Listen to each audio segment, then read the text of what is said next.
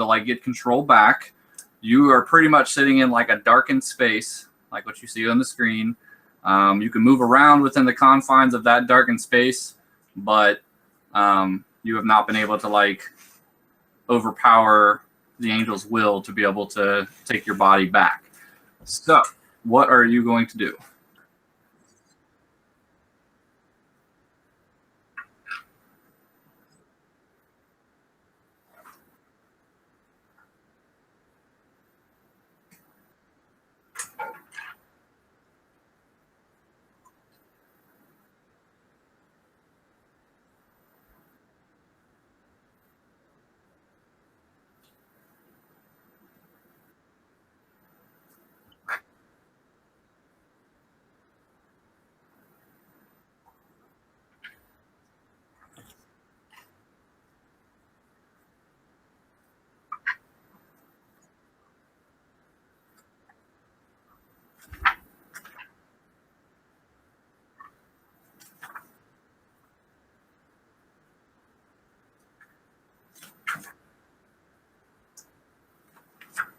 Okay.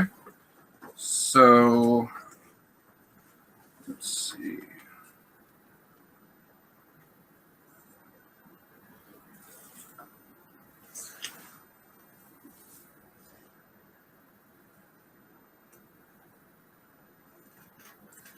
All right, so first make a unskilled intelligence check.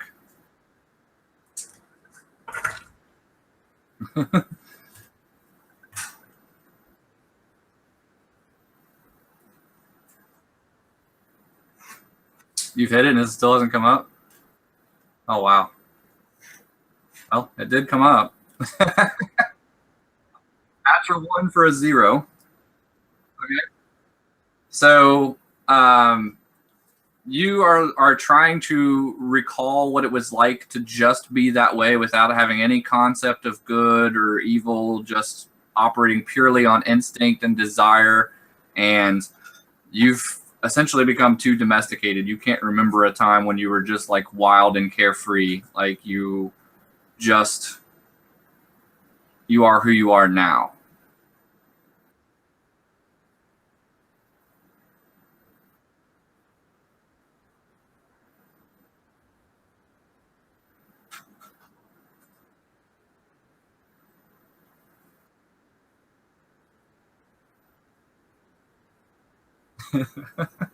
Okay, so make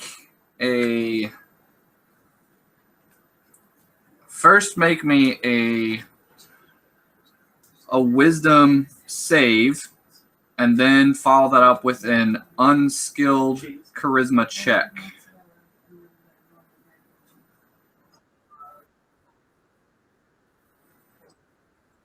Let me look here. So make the wisdom. Okay, you made the wisdom. Actually, make a persuasion.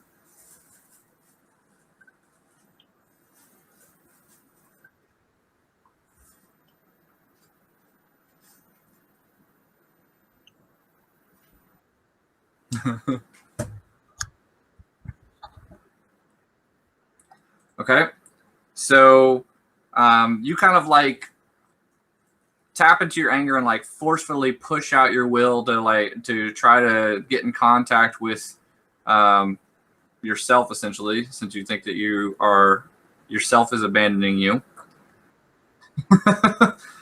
And you hear a voice that say, "Furgarg, never leave Furgarg."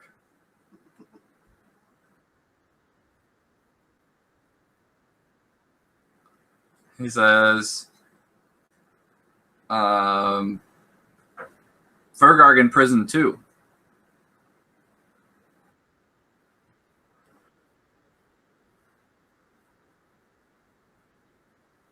Maybe Furgarg won.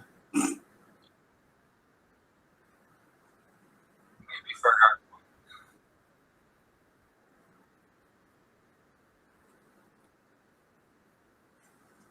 No, me Furgarg been tearing at chains and pulling on them, trying to break free. Yes, Furgarg not able to move. Furgarg not even able to scream out loud. Fixed. Hold on a second. All right, fix my sound. Okay. So Furgarg no have chains. Me come help you break out your chains. Where you at? Furgarg in big black box. So is this Furgarg.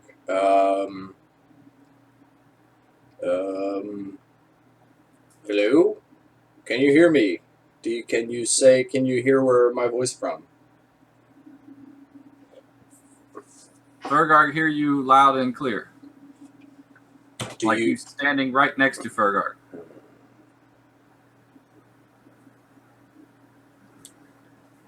Okay, so you know move because you have chains on you. Furgarg in chains. Furgarg been in chains long time. You have idea how to get Furgarg out chains. Furgarg guess it metaphor for releasing the inner self. Furgarg think that Furgarg think this is Furgarg's fault. Furgarg was in chains before Angel showed up. Furgarg was in chains when Moonslicer was here. See, Furgarg knew he should not have trust Moonslicer. Well, Furgarg here now. Furgarg get you out chains, let you out chains. Furgarg waiting.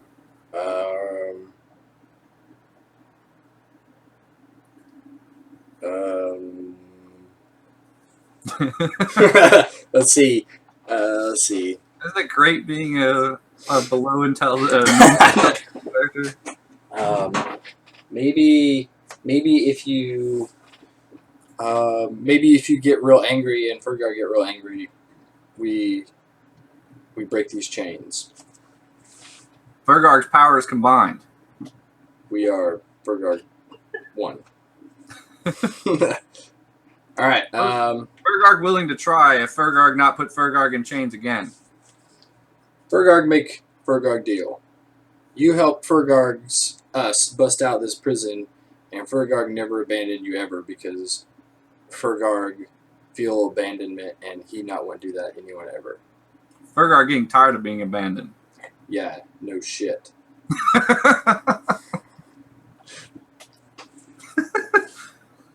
He says, then we Furgargs agree. Furgarg's for life. He says, then come break Furgarg out. Give Furgarg my power. Okay, so make a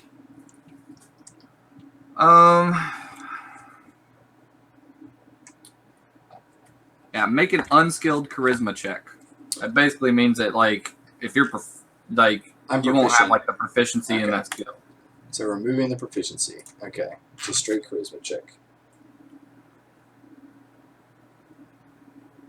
That's it. All right. Yes. So, and then make me another wisdom save. All right. Skilled or unskilled? It's a wisdom save, not a check. Gotcha. Big money, big money, big money. Come on. Yeah. All right. So you actually like hear yourself like be like, and then you hear, and he's like, Furgarg free! Furgarg free! And then you just hear him like rampaging and just like destroying things. Like you hear like rocks crumbling, metal bending, and like grinding. Yes. And you just like you just keep hearing like all this destruction. And then you make a insight check. You might want to save strength, Furgarg. We have other people be more mad at than rocks. Make a what? Insight.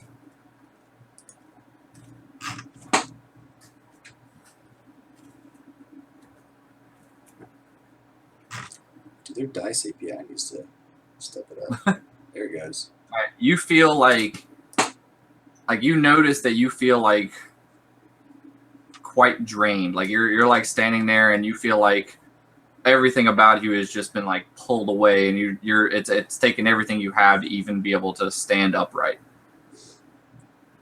Furgarg, I think when you attack rocks, you attack us.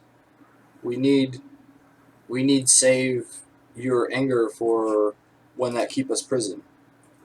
You keep hearing like slamming and banging, and he's like, and him just like repeating like, Furgarg! Ah! Okay. Furgarg now have clue how to get someone out berserking. So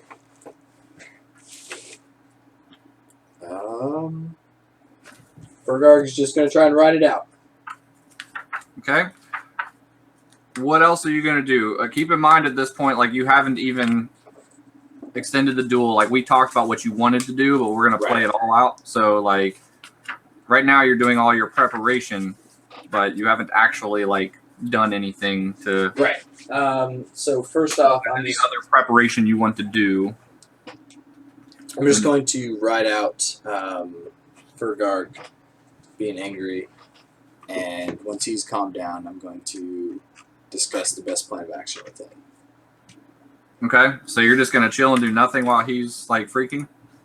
You know what? I'm gonna try and find him. Furgarg's just gonna run around blindly in the dark and yelling, "Furgarg, no hurt, no pain." Okay. Make a dexterity save. Furgarg, stop, no hurt.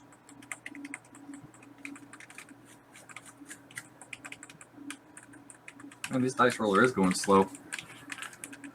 All right, so you're like stumbling around in the dark. You lose your footing a couple times, but you don't really like take a tumble or anything. But you're in complete like blankness. So you don't feel any like walls or anything like that. You can just continuously like move, but you don't like bump into anything.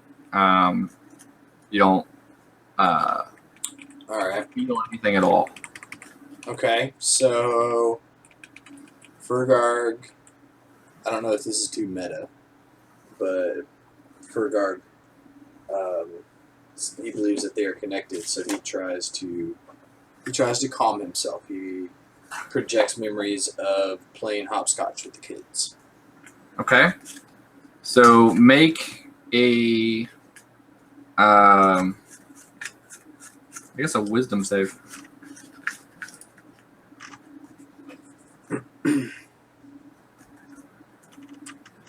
Big money. It's like playing roulette, like you see. It can't all be big money. All right. So you're not able to like calm yourself, but you feel like you've renewed a little bit of your energy, but not a lot. Okay. All right. So do I still hear rampaging Furgarg 1?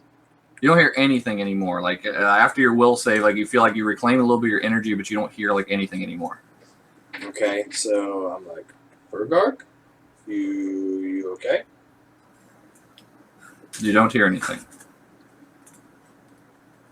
Well, that not success. Furgarg got chains, and Furgarg abandoned Furgarg.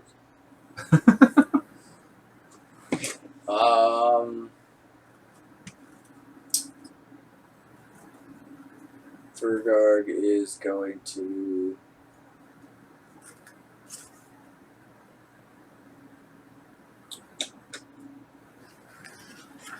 he's going to be like, what would angry Furgarg do? I don't know how that would help at all.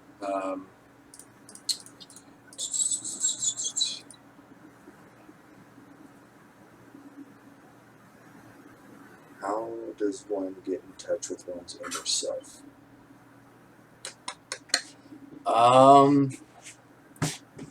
Furgarg's just going to try yelling really loud. Okay. Make a charisma save.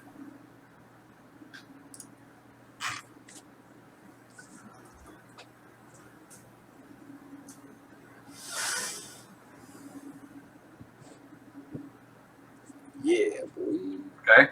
So you hear Furgarg be like, you don't have to yell at Furgarg. Why you no answer Furgarg first time, dummy? Furgarg abandoned Furgarg. That make no sense, Furgarg. Furgarg try and find you. You run around, break stuff, and Furgarg try and calm you down. Furgarg calm, and then Furgarg gone. So what you say is you are always angry. You must you must be angry for you to live. Furgarg like being angry. Furgarg like eating everything, and Furgarg like hunting and killing things, and Furgarg like smashing stuff. Furgarg like mating with two-headed ogre lady. This Furgarg too. It makes sense, Furgarg now. Furgarg is going to remember the time. He's going to remember the time that Moonslicer told him to kill Beardil and be really mad at it. Okay.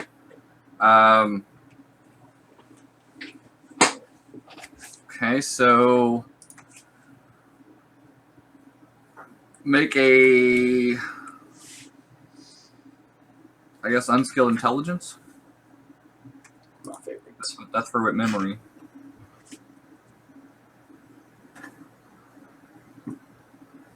Zero. You already had that. Hopefully you don't have that again. Come on, man. Too bad you didn't have advantage.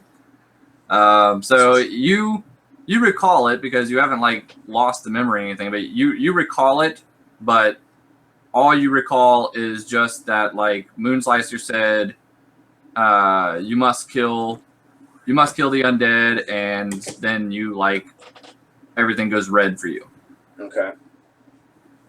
But then like you feel like that red like permeate into you, and then make a will save. Or wisdom save. Oh, yeah, wisdom save.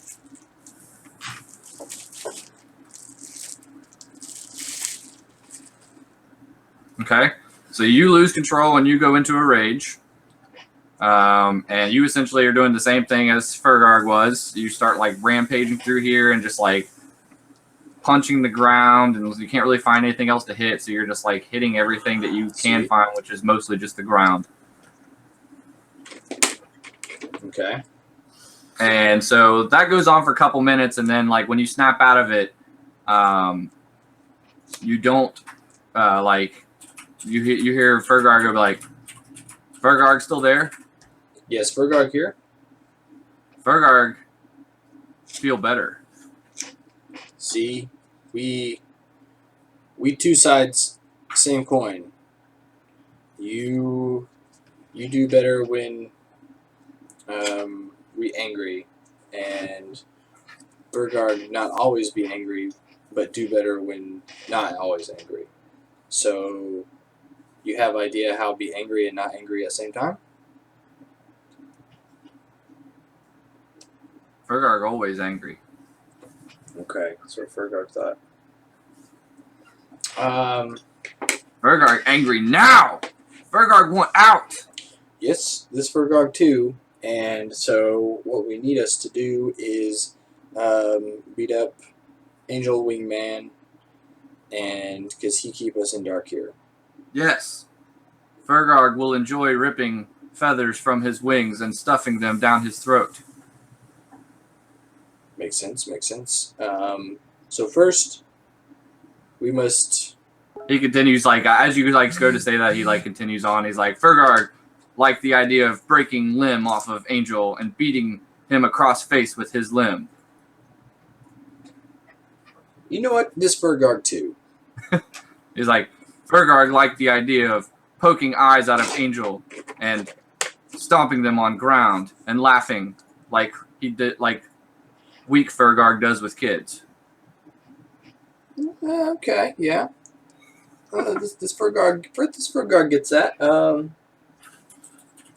So what we must do is we must figure out a way to fight together.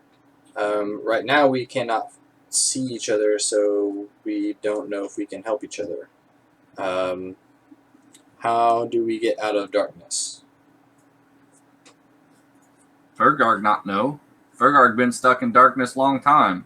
If Furgarg knew, Furgarg would have got out of darkness. Well, did Furgarg try anything? Furgarg tried sometimes. Okay. Sometimes it work and Furgarg do stuff, but it not work very well. Okay. You Furgarg always want to listen to Sword, so me Furgarg have hard time breaking in. And you see where that got this Furgarg stuck here in darkness. So Furgarg never liked pink skin pointy stick. how come you neighbors say nothing? Furgarg tried. Furgarg not listen. You must not say loud enough. But Furgarg screamed. Furgarg's a loud screamer. okay. Furgarg apologized. This Furgarg apologized to you. Furgarg probably not listen. But no more. Furgarg, no more abandon inside Furgarg. Okay. So, Mr. Angel Wings guy keep us in darkness, so we must fight him. First, we must figure out how to see each other so we can plan battle of whoop ass. So you say you try some things, but it did not work very well. Only time Furgarg break through is when Furgarg yell really loud and other Furgarg not doing much.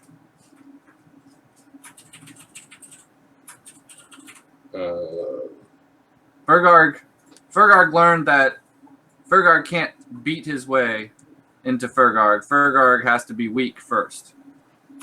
Okay, so we must make Angel Man, who currently in charge, weak first. Furgarg not know. Furgarg think though that Furgarg likes being powerful, and Angel give power. We not give that back. Well, we might have to give up some power to get out of prison. No, Furgarg take power when Furgarg want power. Just like Furgarg take food when Furgarg want food. Furgarg take women when Furgarg want women. This no different. Furgarg take what Furgarg want. Okay. So this might be hard for Furgarg to understand, but sometimes there are two of us and not always agree on things. So sometimes Furgarg listen to you, sometimes Furgarg listen to me. Deal? It's better than neither one of us ever get listened to. Sometimes both of us get listened to, sometimes we don't get listened to. That makes sense? Furgarg just want to smash Angel face and take Angel's power. Great. Let's try that. Okay. So Furgarg's going to be like,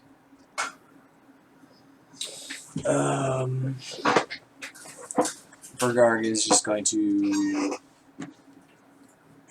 remember what the other Furgarg looks like. Okay. I mean, he looks essentially just like you, only he's just wearing furs and he's carrying a club instead of a sword. Okay. So Furgarg is going to try and imagine the world with the lights on. Okay. And there was Make light. a wisdom save. Yeah, you're gonna wish you had pumped wisdom a lot more.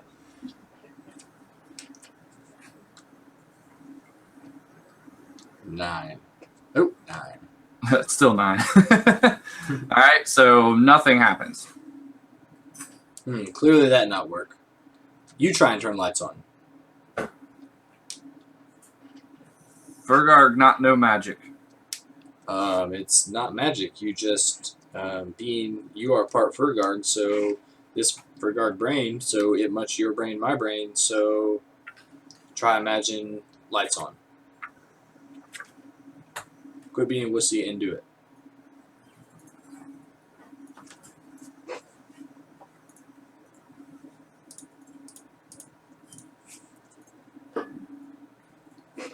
Okay, so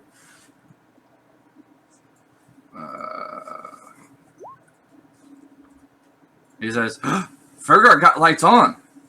That's right. Furgarg think really hard about lights being shiny and lights being fun, and lights allow Furgarg to destroy stuff, and it make Furgarg happy, and then lights show up.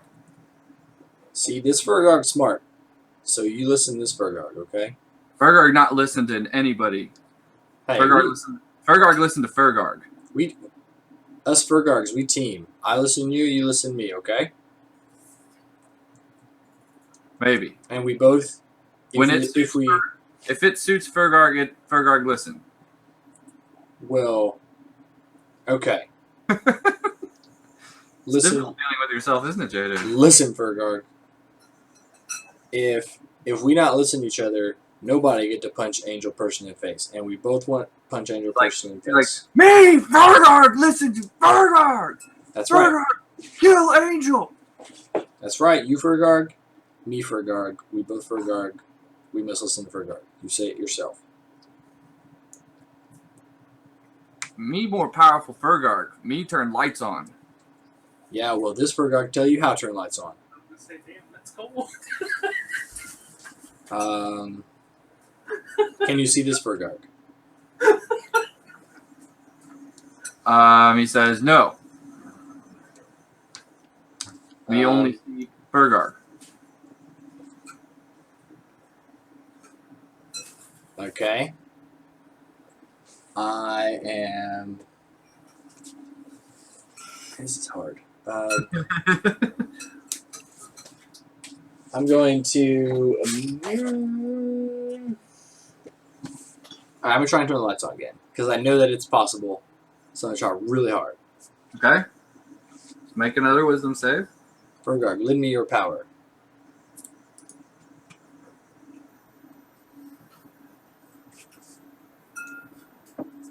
Furgarg powerful. Yeah, well, don't hog all power. We need both need some. He's like, see, Furgarg, powerful. All right, so you see, like the lights come on, and you just like. I guess the easiest way to describe it is like you see in movies where there's just like a white, like a blank canvas. You're just standing in like just this room of white. Like there's no, it's not a boxed in room. It's not a circular room. You just see nothing but white, endless. Is Morpheus there? Morpheus is not there. He would have been useful.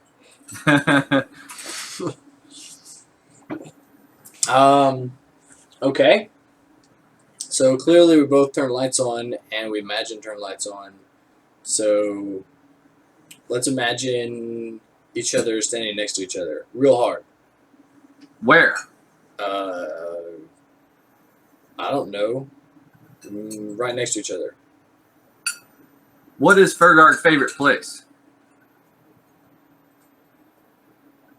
Hopscotch court. Okay. So, make a wisdom save.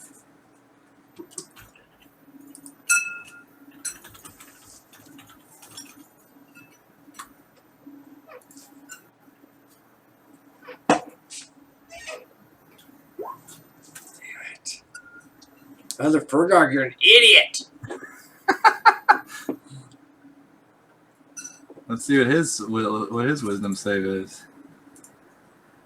Wait, that was me rolling that twice? I actually hit it twice. I took the first one. Oh yeah, I just wanted you to roll yours. I accidentally cooked it twice, or it ran twice. Their dice API is fucked up. Okay, so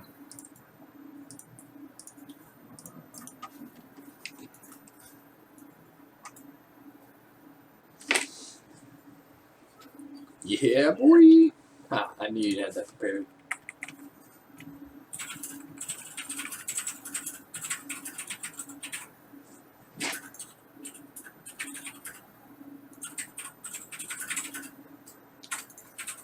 all right, so you appear on a hopscotch course, but you don't see another Furgarg. Ah, other Furgarg, stop messing around. He's like, Furgarg, give me your power! I lend him my power. All right, make a charisma saving throw.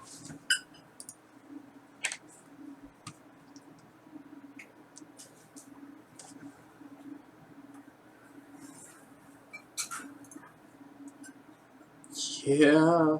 All right. I'm wasting all my So- goals now.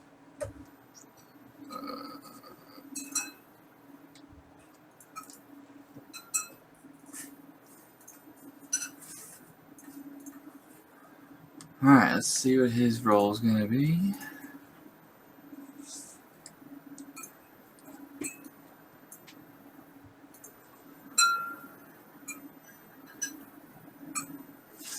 All right, so he's so he rolls, and then you see.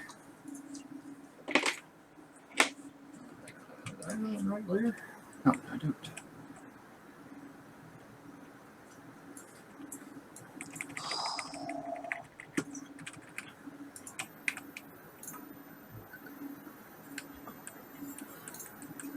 All right, so you see another you show up. He looks more or less like you. I had to differentiate on the token just so that we know who's who. You look smaller than Furgarg. He says, Furgarg not. Furgarg biggest. You have puny sapling instead of tree. But Furgarg forgive you. Furgarg big! Okay. Wait, you changed size? When Furgarg get angry, Okay. We're gonna need that. Alright, so this hopscotch course. You wanna try learn game first?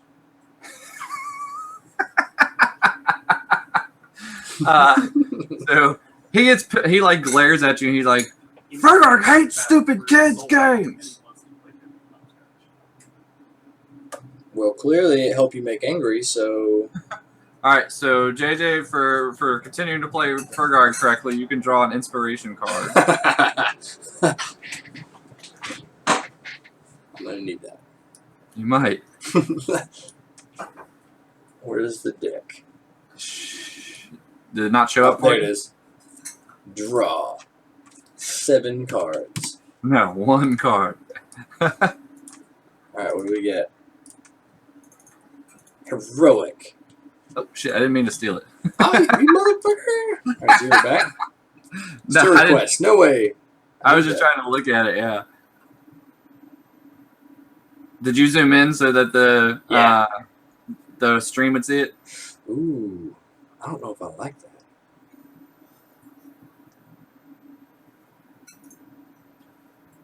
All right. So, Well, looks like I'm sacrificing myself for other Furgarg. and so other Furgarg's like, this stupid game.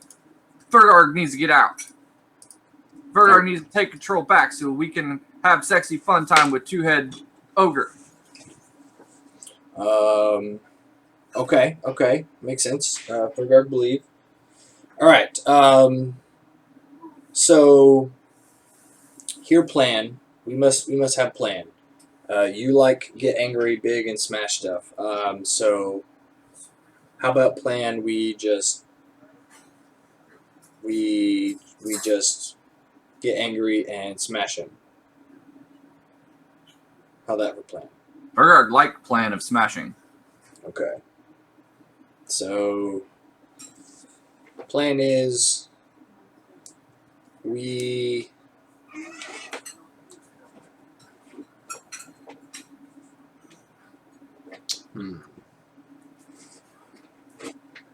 This Furgarg help you smash him, and we must do other stuff.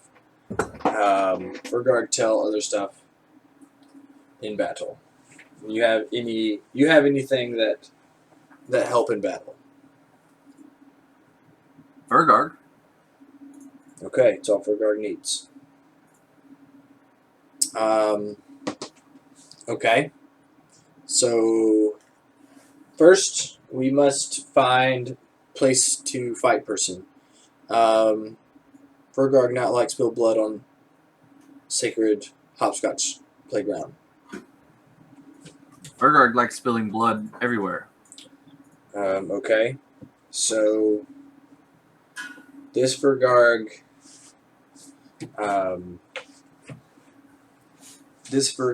let you pick battleground. Furgarg like woods. Woods. No, would not do. Definitely not do. We need something more angry. Wood's not angry. Wood's peaceful. Furgarg question whether you actually angry or not. He hits you in the face with his club, and he's like, Furgarg, angry! Okay. This Furgarg feel he needs something a little more. How about, so out of game, Martin, do you already have the map picked, or I have lots of maps picked. can we? All right, here we do this. We make half map yours, half map mine. Can you do that, Martin? Furgarg fight best in woods. Okay. This Furgarg may not fight best in woods, but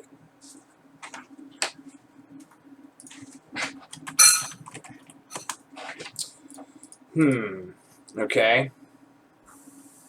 So we do Furgarg show that Furgarg trusts you, and we do half yours, half mine. Okay. How we do it? Okay. Well, Furgarg not very good at planning crazy stuff, so Furgarg casts stuff on us, help us fight, and we just fight best we can.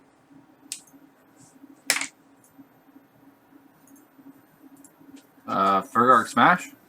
Yes. Okay, Furgarg like plan. Okay.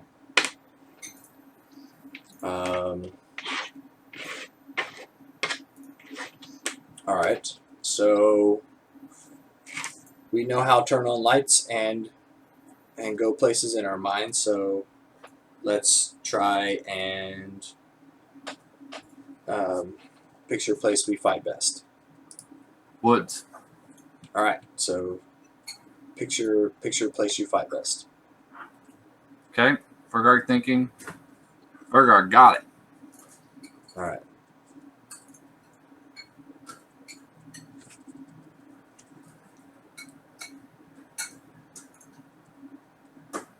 All right, so you're gonna try and like manifest? Yeah. Terrain. Yep. Okay, so make a wisdom save, or actually make it a charisma save. Ah, shit. Hold on. Okay. So there's a wisdom and a charisma save coming. I'll take the higher. Nope. Yes.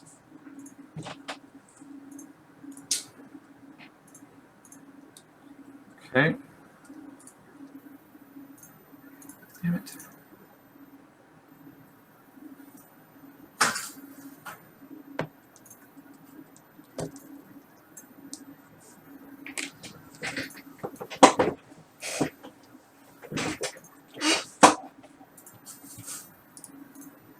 All right, so you start imagining terrain for you. And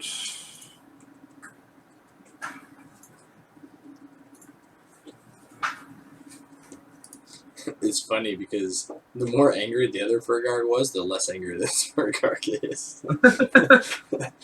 So you imagine like terrain, and you show up in like this like volcanic area with Okay. like the rock itself is like not very stable. It's always shaking. You can see across the way that other Furgarg is standing on a different plateau, Okay. and he has got like trees and forest covering and whatnot around him. Okay. All right. So I'm gonna go over to him and be like, okay, what stuff from your past help you fight best? Clearly, we can make and bring things here. So, what kind of stuff help you fight that you can think It of? says, "Fake Furgarg talk too much. Furgarg just want to fight." This Furgarg believe you be needing all your anger that you can have, and so just try when. He says, "Well, Furgarg succeeding because Furgarg getting really angry with all talking." Well, just keep getting angry, or because this Furgarg's just going to keep talking. We're probably going to need you as angry as possible. And have you ever heard the bedtime story about this person? And You continue going on. He's like, Furgarg! okay, you need that. Remember that story when Furgarg when stuff go bad. He charges you and makes an attack.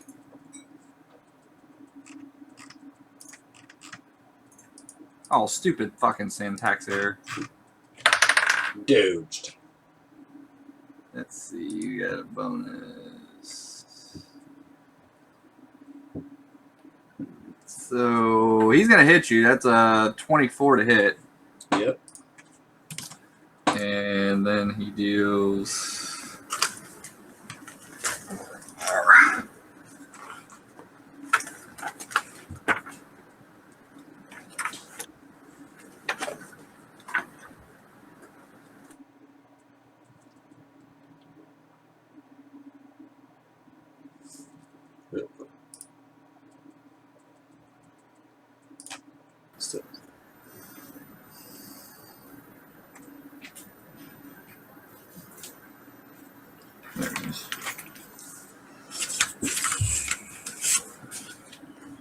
Alright.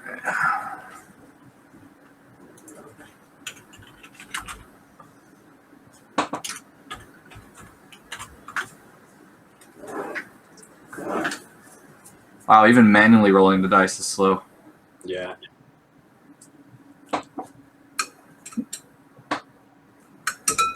Alright, so he deals 12 damage to you. I needed that. And he's like, Furgarg! What a fight! Okay, Furgarg. It's clear that it's best this Furgarg be in charge. You say that? Yeah, I mean, He's like, he says, "You gonna abandon Furgarg again?" that's not true. Furgarg make oath. Furgarg not ever make oaths. Yeah, well, Ever this last oath Furgarg ever make, that's an oath. again.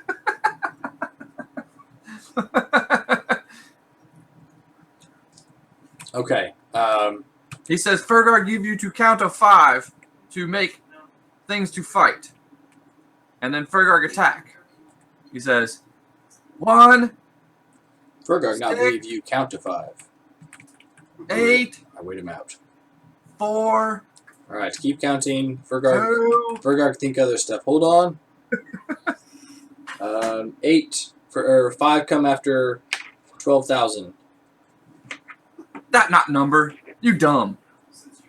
5 come after many, many. Many.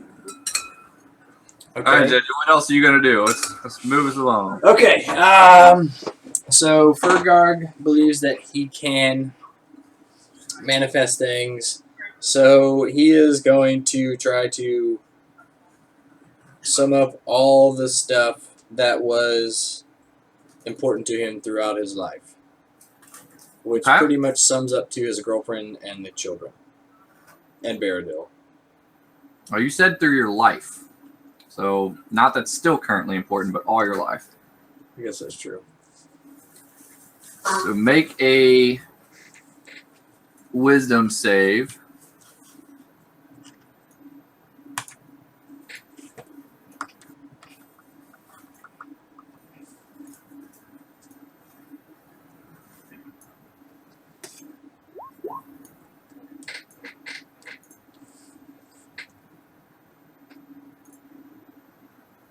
Okay. So, you start to like concentrate, and you see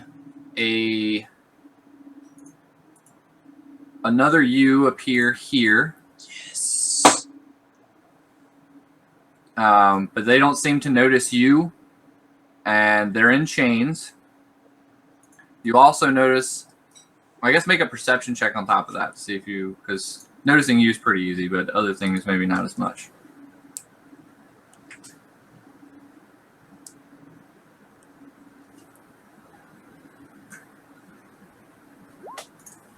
Shit. Okay. And that's all you notice. All right. Well, I'm gonna run over there. Furgarg! They do not respond. Slap him around a little bit. You can't actually get up on the platform. Shit. Like you hit like an invisible barrier. Okay. Wake up, you stupid oaf! It's me, Furgarg, you! And you don't hear anything. What does he look like? This one is wearing full plate armor. He looks very clean. He's got a large size greatsword, and like the clothes that he's wearing, like he's got a red cape flowing behind him, and he's got a horned helm. Okay. Okay, Yeah. so clearly this is Furgarg who obey rules. Furgarg not know how to reconcile this.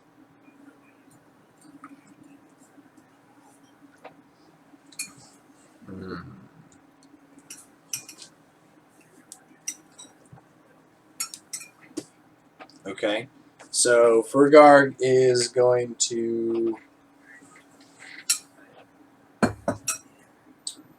shit.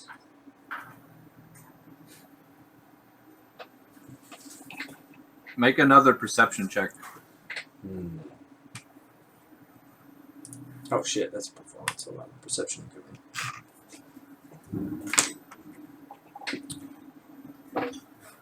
That motherfucker has a moon slicer. I bet you. All right, so with your perception, you see, or I'm sorry, you hear giggling coming from down this way, or I guess up this way since it's a rise thing. So you hear giggling. Where I don't see the. Do you have the map all the way zoomed out? Yep. I'm making the blip, and you don't see it? Nope. That's weird. Unless it's underneath my avatar. There it is. Got it. Okay, so yeah, you see a blip. You hear like giggling coming from that direction. You also see a rectangular stone, like an altar-looking thing that's up on the north platform. It looks similar to the kind you saw in the tomb where that was on the island. Okay. Alright, so Furgarg is first going to go check out Giggling. Okay, so you go up on that platform, and when you get up there, you see two of your favorite kids up Yes. All right, kids. there. And they're like, "Hey, Furgarg!" Furgarg in big trouble, okay? The other one's like, "You become a mean Furgarg."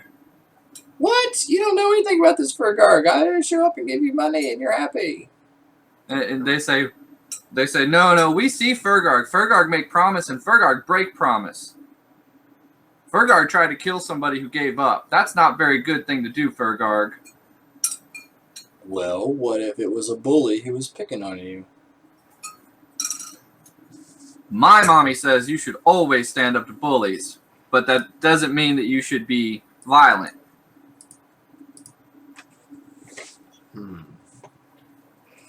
Well, The other one's like, my daddy says that if a bully comes up, you should punch him in the nose, but only if they try to punch you first. Furgarg never had mommy or daddy, so does not. They know. both in unison go, "Aw, Furgarg." So Furgarg not know if he's supposed to listen to mommies and daddies. But you're right. Furgarg might have been mean, but bad things happen to Furgarg, and people abandon Furgarg and tell him to do wrong stuff, and he not know what to do. So Furgarg not have mommy and daddy to tell him what is good, what wrong. One of the kids are like, Furgarg, when things go bad, you should think, what would your friends do? What would we do? Well, Furgarg only have one friend, other than you guys, and that's Baradil, and I was told to kill best friend, so what would you have done? Would you not been crazy and angry?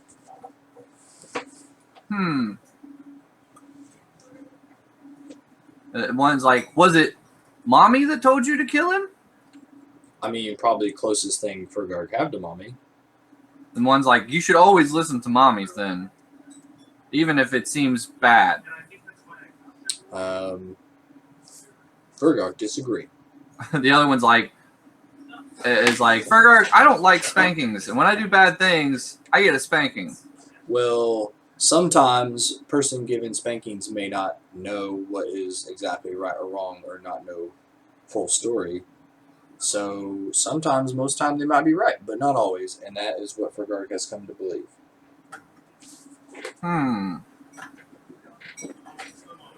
So yes, Furgarg get angry, and Furgarg sorry, he never meant to hurt little ones. They're like, okay, we just feel a little. It's not that we're mad at you, Furgarg. It's that we're disappointed in you, Furgarg.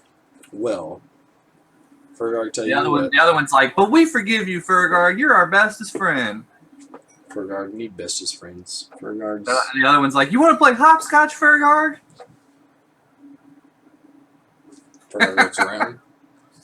One quick one, quick.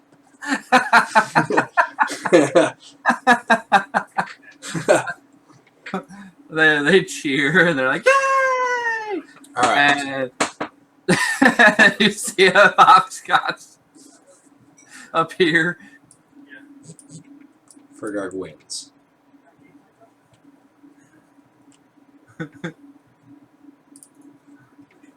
Okay, so Furgarg is like, so where we at? We currently inside Furgarg's head.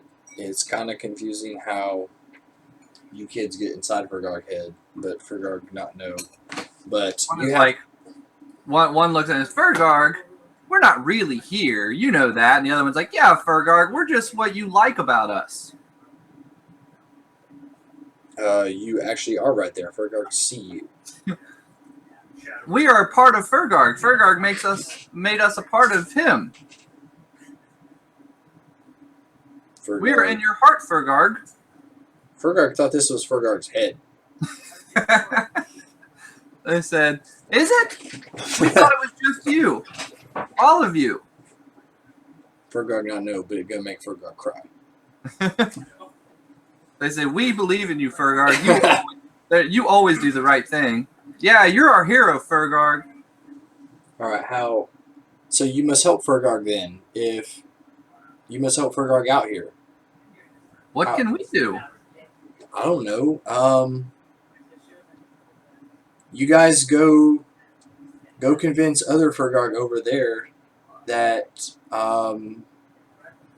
that this Furgarg and other Furgarg can all work together to be one better Furgarg. They're like, they look out over and they're like, this place is scary, Furgarg. Um,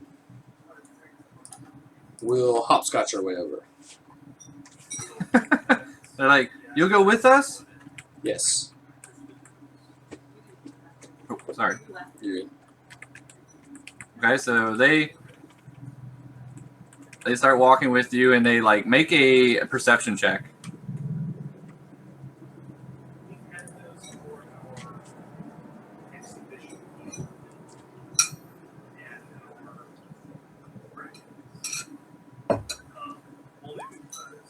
Oh.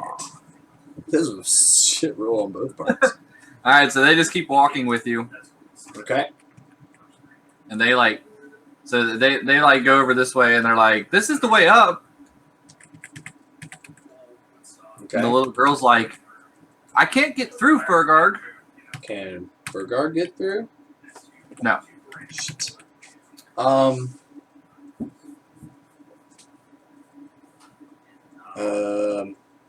Other Furgarg like comes walking over, and he's like, "You trapped another Furgarg? You are not a good Furgarg." You might not like this Furgarg. There are lots of stuff Furgarg not like about himself. He says, "Furgarg like all Furgarg. Yeah, what if he say you can't smash Angel Face? Real Furgarg would never say that." Okay, well then how we wake him up so he help us? He closes his eyes and you see him like straining really hard, and he's like, "Furgarg can't talk to this Furgarg." Maybe this Furgarg can. Furgarg, wake up! So you're just like saying that out loud? Yes. Nothing happens. All right. So knowing what I know, Furgarg is going to try and remember his past where he was doing good things and like helping innocent people, and try to reconnect with that Furgarg. Okay, make an intelligence check. It's an unskilled for memory. Yep.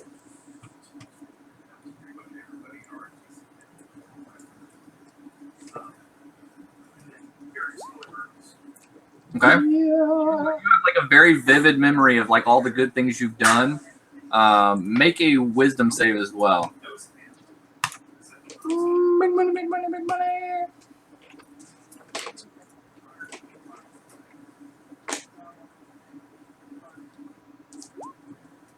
Okay, so you remember like all the good things you've done. You remember like the people that you saved on the boat when it was sinking on the way here, and all the money you gave to children, and how you believe like how you rescued Baradil from like the depths beneath the island.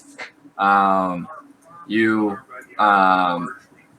just remember like you remember back to like the village that you had saved from bandits, and then later from like flooding and everything like that, and then them taking care of you and all that, like, and you're just overwhelmed by it all, and like all of like the good you've done comes like flooding back in, and you feel like ashamed for the way you've been recently.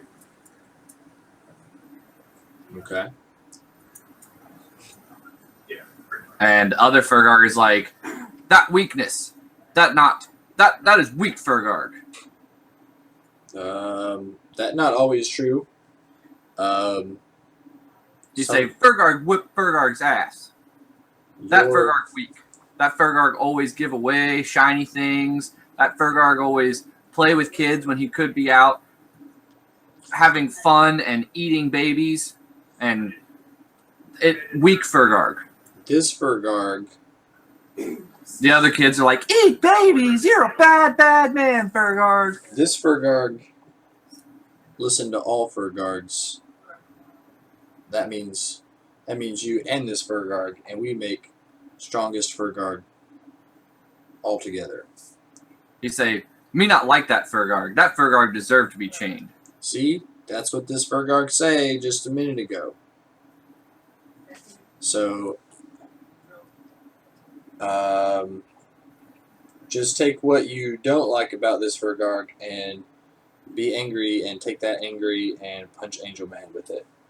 And imagine every time that you punch Angel Man that this other Furgarg, giving away your monies. He looks at the Furgarg up on the plateau and looks at you and he says, when Furgarg done with Angel, Furgarg coming back for you. Fair enough. We will have a second battle for Furgarg's soul.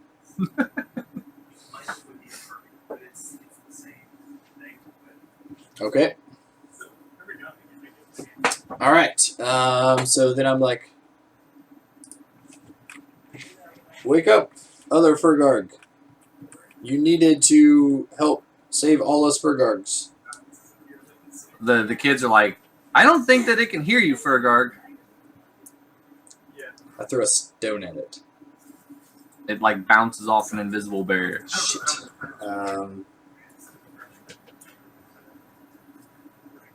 Okay. Other Furgarg is like, these chains much tougher than Furgarg's chains.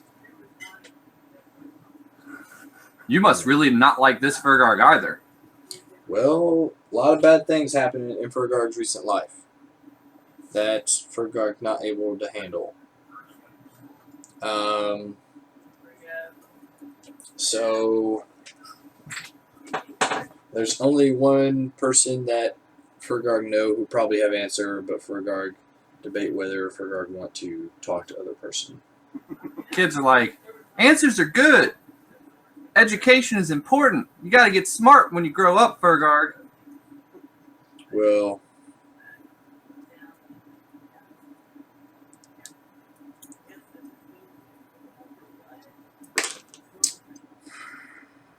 other Furgarg is like, Furgarg will use and abuse all stuff for Furgarg to beat Angel Man.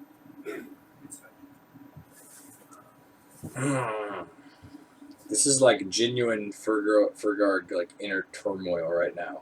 That's what I'm going for, JJ. You've described it that Furgarg has no perception of himself anymore, and he is completely confused and lost in the woods. This is the personification of what's been going on in your head. Okay, so Furgarg, constant conflict with yourself, things that don't make sense, puzzles you don't know how to get past.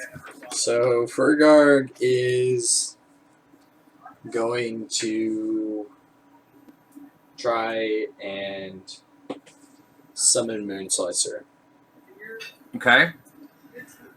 Make a unskilled intelligence check to remember something.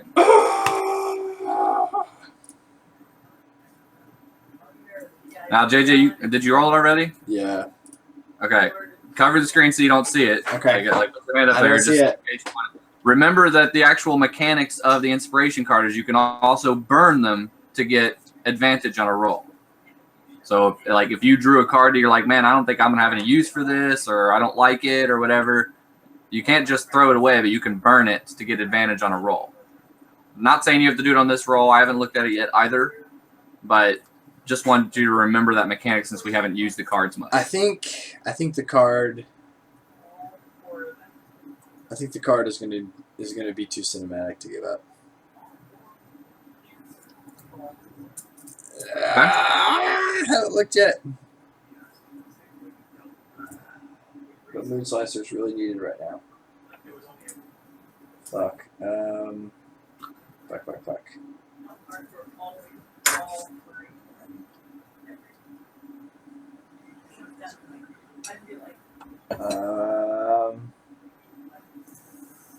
Shit, man. You know what? We'll let the dice decide. So I'm just going to go with it. I'm not going to give up the card yet. Fuck! All right, so you cannot remember, like when you're like struggling to remember, and you remember that like Moonslicer was a part of your life, and like you remember that she was there, and that she like was trying to teach you good, but like everything she taught you about like her abilities and like your connection to them and things like that, like you draw a complete blank. Abandoned once again. Fucking hell, dude.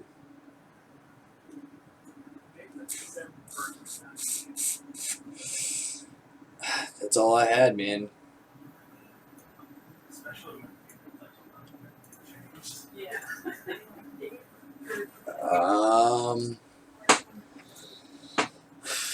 This shit.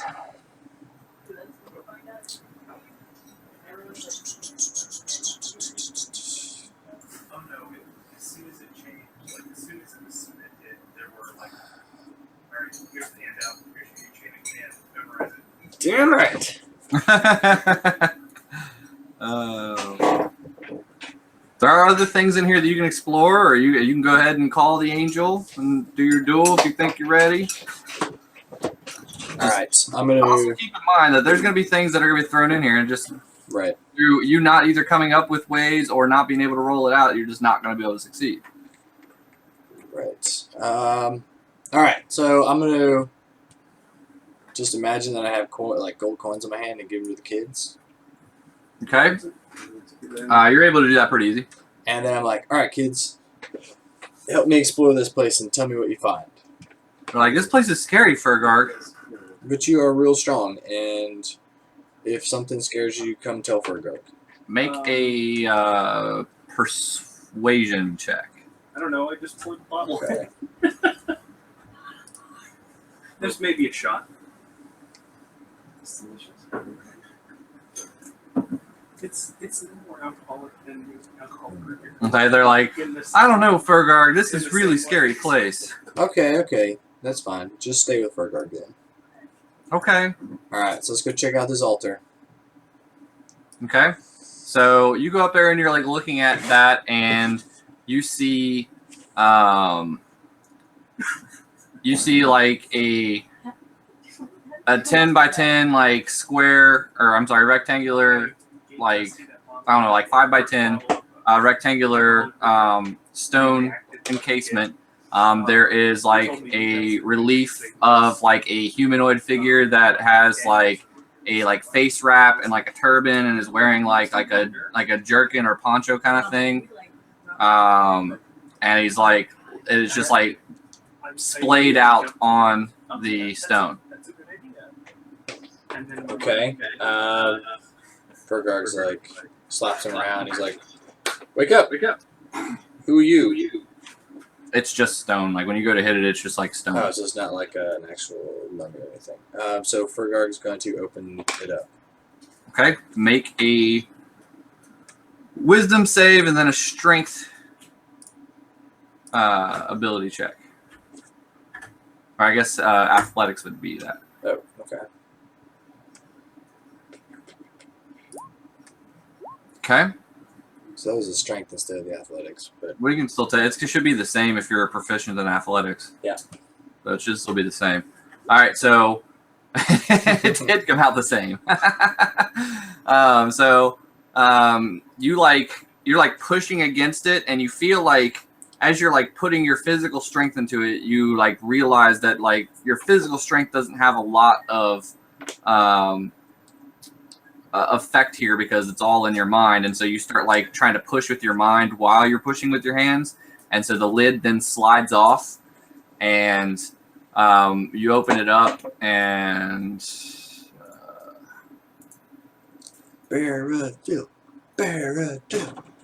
you open it up, and like there's a undead guy in there, and he opens up his eyes, and he's like, Furgarg?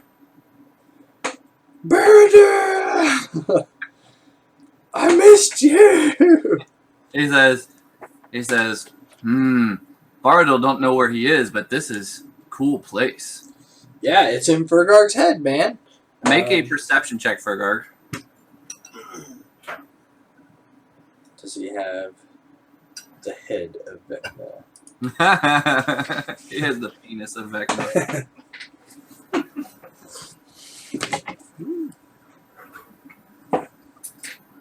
God, these rollers. All right, so you don't really notice anything different about Bardil. He just looks like same old Bardil, and he's like Perfect. He's like Furgarg. He's like, what is going on? Ever since you left, crazy angel man tried to take over Furgarg's head, and Furgarg need help busting out, so Furgarg can be friends with Baradil again. He says, I like Furgarg as friend. And then we go back to try and find your soul. He says, yes, friend Furgarg says he will help me find soul. Baradil! He says, okay, let's fight Angel. Furgarg's And ecstatic. I get to see what Angel tastes like. Deal. Dealio. Furgarg's really happy now. He's like skipping to the other places. He's like, what is in middle here? The kids are up there with like Baradil, and they're like, you're kind of scary, mister. I think that is a point to teach the kids. Just because stuff is scary doesn't mean that they deserve to die. We don't want anything to die, Furgarg. And the other one's like, my mom says life is sacred and you should always be happy for it. Exactly, kid. See, this what the one thing tell me to kill, but clearly Baradil, good friend, and so we should not kill. Baradil's like, but Baradil already did. Exactly, it not make sense either. So, lesson here, you should generally trust parents, but not always. They're like, okay, Furgarg, we believe you. You're our best friend. That's right. All right, Team Furgarg. Furgarg's really happy now that Baradil's here. The other Furgarg is like, okay, 9, 4, 13. I'm getting close over here, Furgarg. Only many more to go. All right, what's over here? Okay, so you go up there on that, and like you don't make a perception check. Some Vespane gas.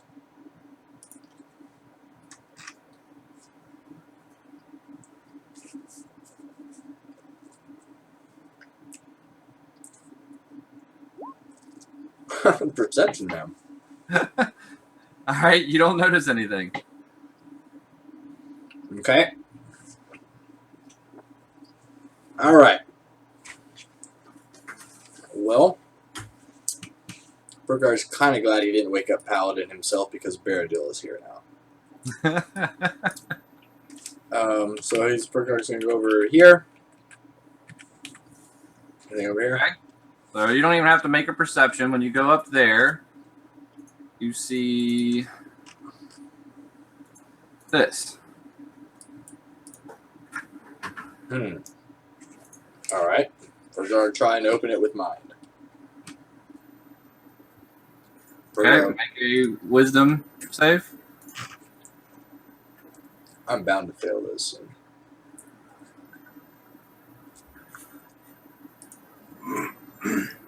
Okay, and then make your strength save if you're also pushing with your hands. Yep. Or I guess athletics, whatever, same roll. Shit. It's still the same roll. You don't have any bonuses to either. Mm-mm. Okay, this one doesn't seem to want to budge. I tell Baradil that there is a door over here and it opens. He's like, Baradil, smash it? Yeah, let's smash it. Or push it, either way. Best way open doors. Your Which choice. one? Over here, this door on top of, No, which one? Smash, push? your choice. Baradil, smash! Yeah. And he's Furgarg And assists he- in the smashing. I think I still have Burial sheet.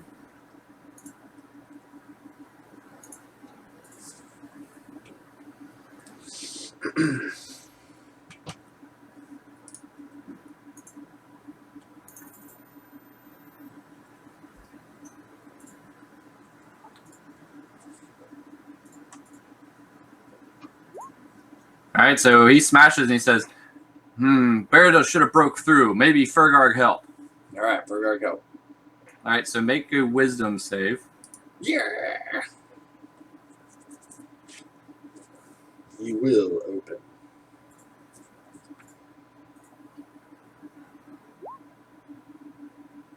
Okay, so it starts to like slide open. You can't get it quite all the way open, but you can get it open enough to see inside, and you see that there is a familiar greatsword inside. Son of a bitch. All right, I guess it's time to reconcile. All right, so Furgarg's gonna pick it up, and Okay, so you're able to pick it up and take it out of there just fine. is it Moonslicer? Yes. So Furgarg is gonna be very mad, like very. He's gonna be mad, kind of. He's like, "Why you abandon Furgarg when Furgarg need you?" You don't hear anything. Shit!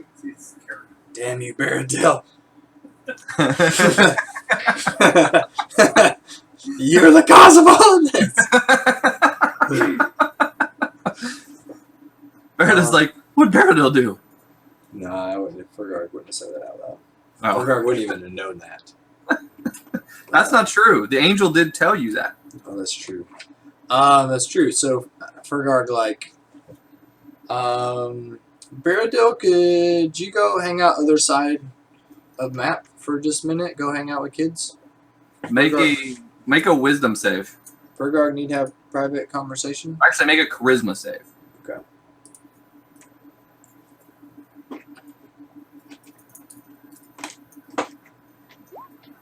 All right. Wisdom. He's like. Wait, no, Baradell- there it is. Yeah. Okay. All right. So he looks very like he starts like looking around like he's worried about something, and he's like, "Are you sure, Furgarg? Because I really like staying close to you." Furgarg definitely sure, He says, but don't worry. "We'll always be best friends, right, Furgarg?" Furgarg swore to never swear ever again, but there is nothing that means anything more to Furgarg than our friendship. So we will always be friends. Yes. Okay. Furgarg will sooner die than not be your friend. All right. So he like walks away, and when he walks away, you hear like a woman's like agonizing scream. Furgarg assumed as much. And then she's like, Furgarg, is that you? Yes, it's Furgarg. She says, I'm lost, Furgarg. I don't know what's going on. Furgarg is lost too. You abandon Furgarg? You not help him? I would tell him. She says, I would never abandon you, Furgarg. You tell Furgarg kill his best friend Baradell. That's not abandonment. Best friend Baradell is evil. He is hurting me. Just because he doesn't mean to. Baradell. No, Baradell does not. She says, I think you need to really do some soul searching, Furgarg. Baradell has been staying close to you for a reason. It is in order so that I can't direct you. When he is close, son of a bitch. she says, I don't know what he did, but at some point he started emanating true power, really dark and destructive power that I couldn't overcome. I tried. Furgarg, get to the bottom of this. She says, do not take me near him, Furgarg. Alright, so I'm going to set her down back in the thing. I'm going to go over to Baradell. and I'm going to cast one of my very needed spell slots. So this is this is important. I'm casting Zone of Truth, which is one of my 2 second-level spell slots. Okay. And I'm like, Burial, do you hurt me on purpose? Is there a save? Let's look at this.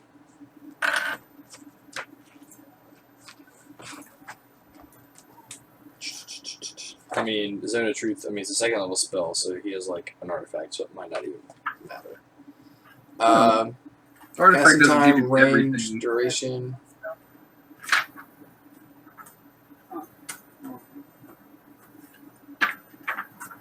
Make a. Yep. Must make a charisma save Okay. of 13. Okay. I know whether they succeed or fail.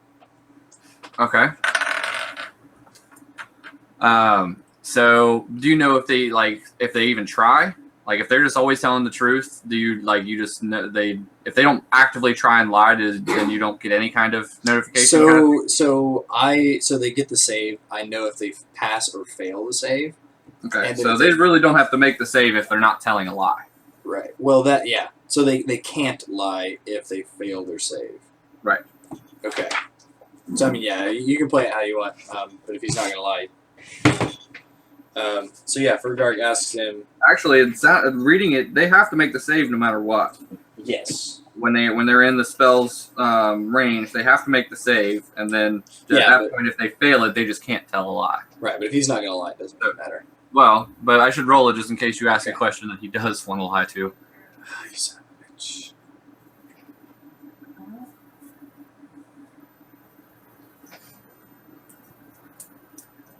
But I'll actually put it in D20 since Colby's not here to make me re-roll. Okay, so he's like, Barrett will never want to hurt Furgarg.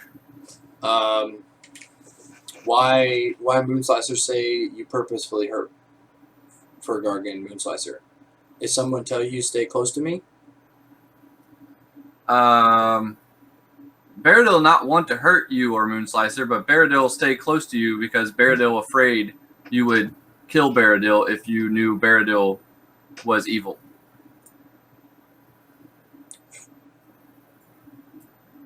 Furgarg not believe you're evil. You not do anything to be evil. Why you say you evil? Because Barradil is evil. Just because you say you're evil, not make you evil. He says, Furgarg, a lollipop. See? Not work. he says, okay, but Barradil still feared that you would see him as evil and would want to kill him. Do you want to do bad things or do you want to do good things? Barradil just want to do what Barradil wants. Well, And you hear your other Furgarg stop counting, and he's like, Furgarg like Barradil, Barradil Furgarg's best friend. see, I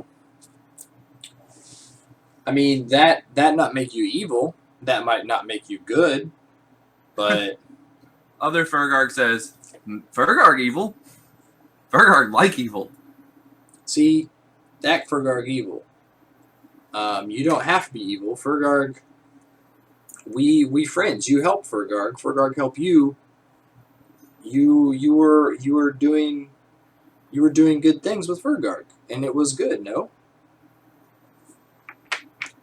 Barradil liked hanging out with Furgarg.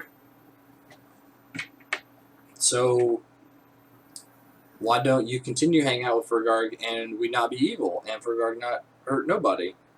He says, Barradil not have choice. Barradil evil. Why you not have choice? Everyone have choice. He says, Barradil make choice to take new hand and new eye, and new hand and new eye make him evil.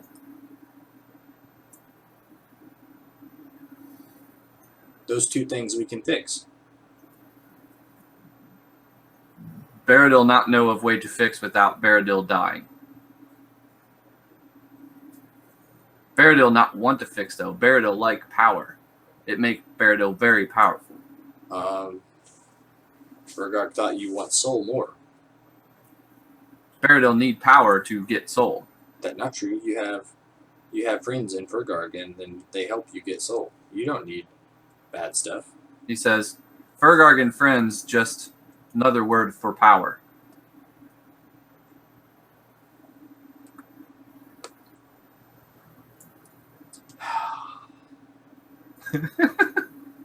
There's a lot more conversation in this than I thought was going to happen. Well, it's like this is literally like 2 months of like Furgarg's internal struggle being played out. Furgarg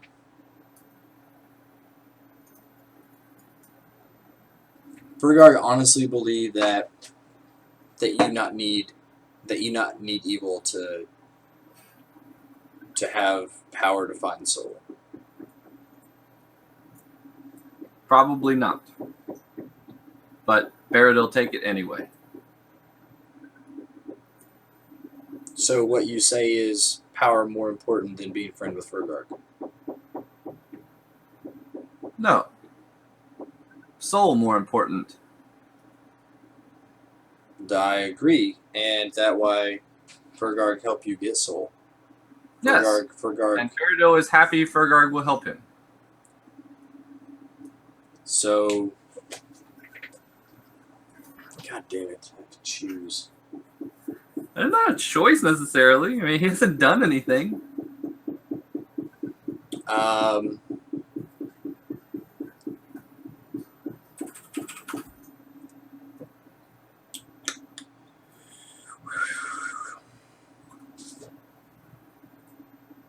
Furgarg still not believe you're evil. Just because you say you're evil doesn't make you evil. Furgarg believe that you can be saved. Let's see. Oh shit! I should have read the spell. Oh well. The spell. Man, I need Joe to be playing Baradil. The spell actually says an affected creature is aware of the spell and can thus avoid answering questions. So he could have just not answered them. I thought he was compelled to actually answer. Oh no, my bad. So he's. I'll just continue with the trend, and he's just like, Baradil know he has to speak truth now, and Baradil evil, but Baradil evil not mean you do bad things all the time. Evil just mean that you do what you want and not care what other people think, even if it hurt other people. Do you care what Furgarg think? Yes. See? Then you're not evil because you say that evil is not caring what anyone think and you care what Furgarg think. So clearly you can be saved. He says Baradil not want to be saved. Baradil just wants soul, and soul might save Baradil. Furgarg believed that person make the soul, not the soul make the person. That's pretty deep for Furgarg. And if you have nothing to go back to, then what is soul to go back to? That is pretty deep for Furgarg. Baradil is just like, Baradil not really here. This Baradil is what Furgarg knows inside. Oh, Joe.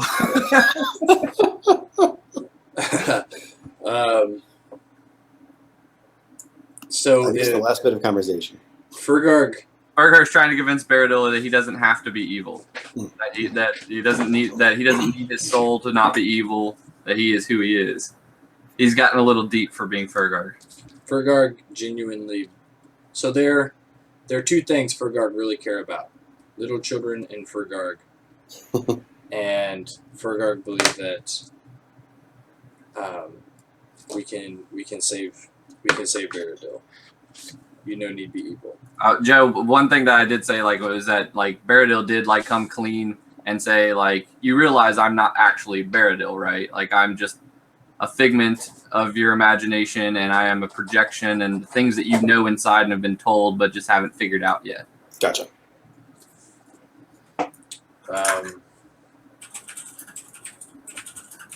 Well, then it's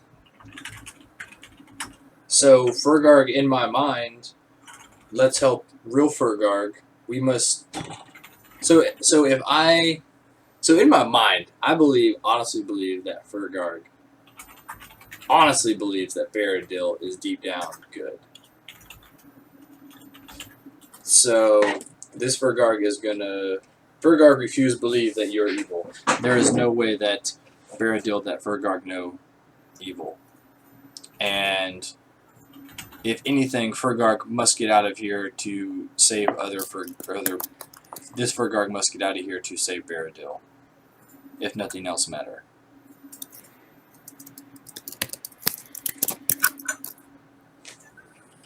If what you say is true, that Furgarg or that other Baradil is evil and not want to be good, then we must get out of here and save other Baradil.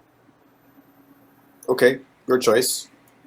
Me already say Baradil not choose to be evil, but forced to become evil. Did not know was choosing. Just knew had hand was power, put hand on, then Moonslicer say Baradil evil. Baradil not know making choice. Exactly. See, so you don't. So you can choose. You can choose not be evil. It's not. You're not a bad person. You can choose care. You care about Furgarg. You care what Furgarg think. Furgarg. Furgarg want Baradil. Find soul and be peaceful. And Furgarg help Baradil do that. Other Furgarg is 8, 14, 10. What comes after 10? 14. I think numbers go 1, 2, 3, 1. He says, 1, I'm 2, almost 3, there, 1. Furgarg. I'm going to bust your face open if we don't get to fight an angel. Furgarg, you know I'm just in your head. So if you think me not evil, then this Baradil not evil. Yes! So this Baradil and this Furgarg, we team up and get other Baradil be good? We try. That's all Furgarg need. Furgarg, go tell Moonslicer you no longer bet evil. Alright, going back over. And Moonslicer. Baradil say he no longer evil. She says, It worked. I know it did. she says, the Baradil that is here may not be because he is the Baradil that you want him to be. But the real Baradil, I don't know that nothing has changed, but I doubt it. The evil that he took upon himself cannot be removed without his death.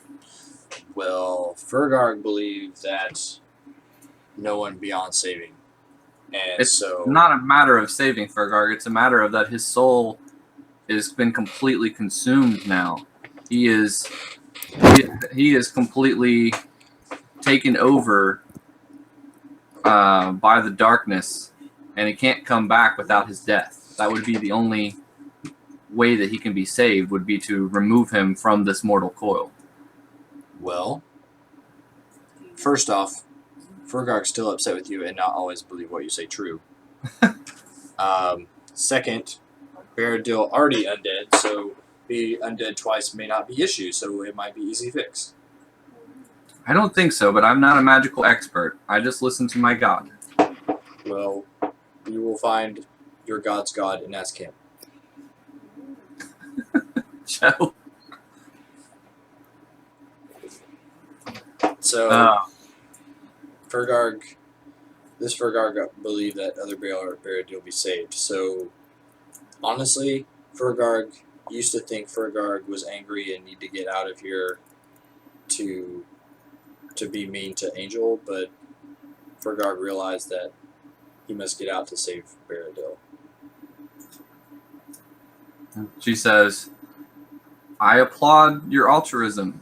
She says, it is the very it is a very attribute I've tried to bring out in you, and you've done well. She says, I would be happy to assist you if I were actually with you.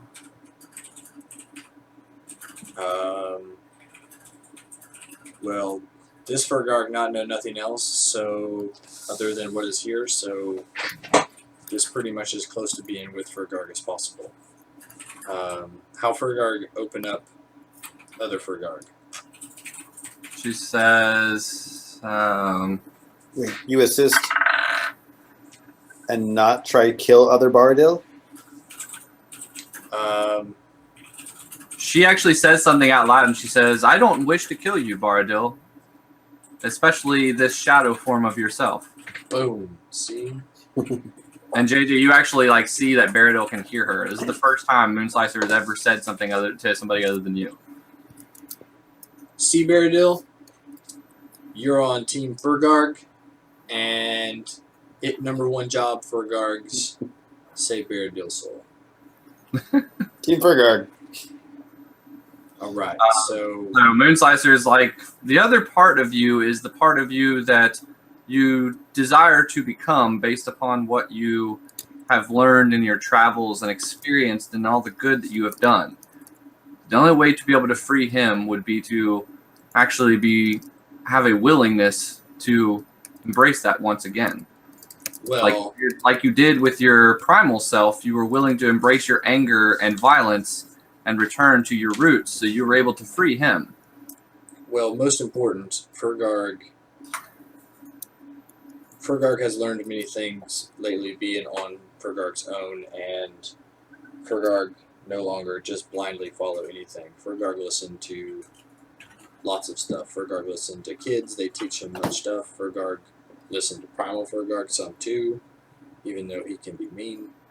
And Furgarg also listened to other people. So Furgarg will listen, but Furgarg not always only listen and blindly follow. Take it or leave it.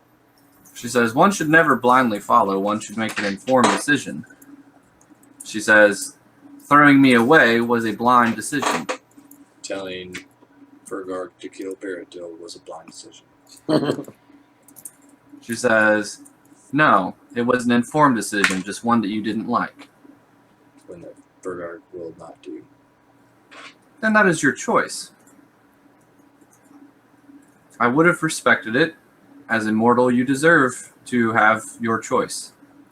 She says, but had I been able to stay with you long enough, I would have told you of the excruciating pain that I was in being in his presence. Well, Furgarg make it a big point to save Furgarg and fix that.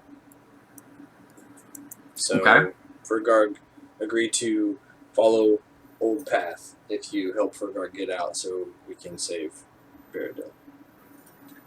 She says, I am not actually here, Furgarg, so I cannot lend you my power. I am nothing but a glimmer of what I was. I am what you would remember of me. She says, were I actually still bonded to you, you could call me to you and you could use my power. She says, but I am no longer bonded. Well, She says, you may wield me in battle, but I would not be able to give you any additional power. makes sense. I guess what Furgarg. So this Furgarg need So I'm gonna pick him up and walk back over here. So Furgarg says, Furgarg embrace all of Furgarg, and that include man in shiny armor.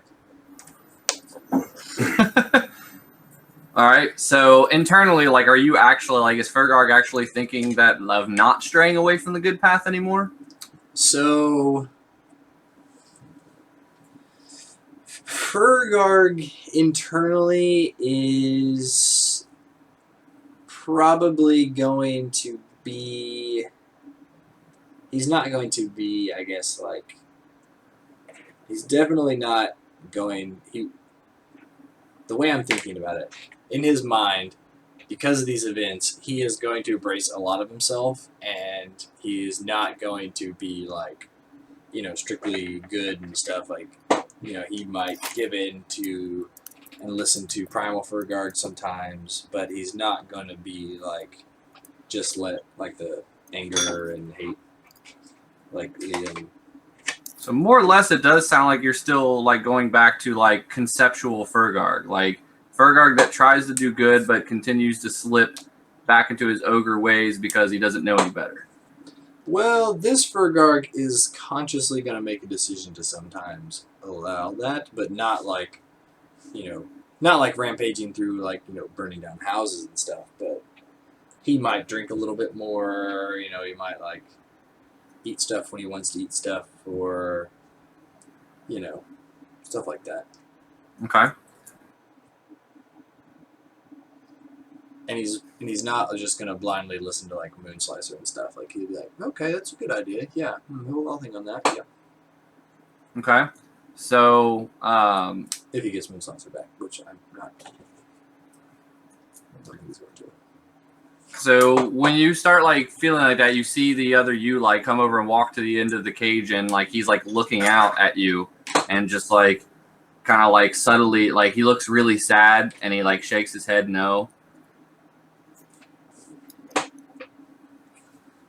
Shakes his head no, and he's like, this Furgarg cannot make you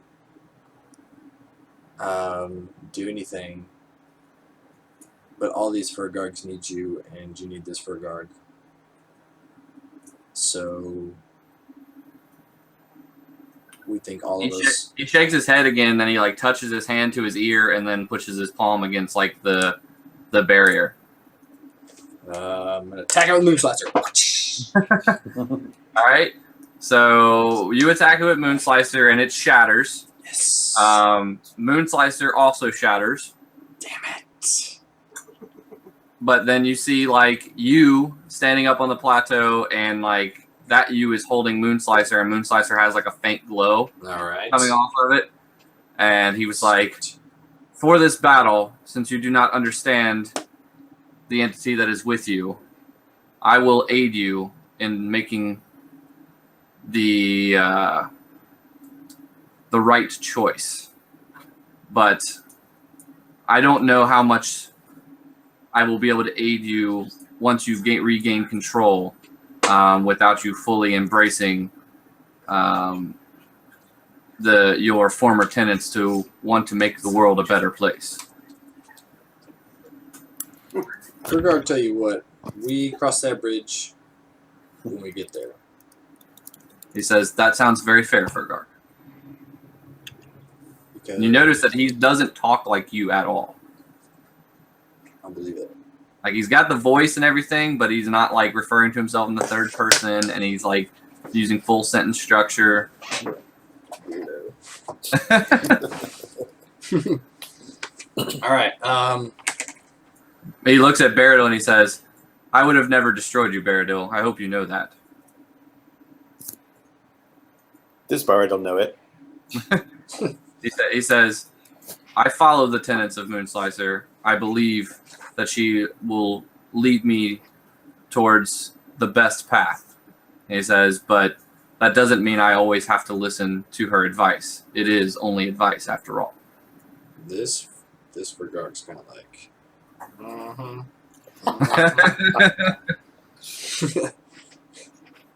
Okay, so. All right, team. I think this pretty much all stuff that is important for Furgarg and don't think Furgarg can summon much else. So, big man, 5 come after 4. He says, "Okay, 5. All right. Are we battling?" Yes. I tell so, Okay. so I'm gonna go over here and I'm like, kids, I love you guys. You should probably hide. This is gonna be dangerous and scary. Okay. I was actually wondering if you were going to drag them into battle or not. And if Go ahead and draw you another inspiration card. if Furgarg not make it, tell other kids Furgarg love them. All right, what do we have here? The One Ring. What? Oh, that's a treasure trove. Hopefully, there's a sweet treasure trove at the end of this. Probably not going to do you much good in this, but All right, well, burning that for a roll. All right. All right, battle stations. Furgarg is like, "Where do you want Furgarg to go?" Furgarg's ready. Furgarg gonna beat some face of an angel. Does Furgarg have no clue where Angel Man come down? So Furgarg gonna pounce from trees. okay, Furgarg pounce from trees. Furgarg, what Bardil This do? Furgarg is like, tactically it makes sense that the angel will appear wherever her coin would be embedded within your psyche. Have you found the coin around here? No, it would probably be in my head. No. Yes. Well, that is where we're at now. So it I must be here guess. somewhere. I guess right in center. He goes up there with you and look, and he says, "Yes, embedded right there in the center." Okay. Furgarg, what Bardil do? You get angry and you fight as much as you can, because if we fail, other Baradil become evil and we never save him, and it might not matter if you never find Soul.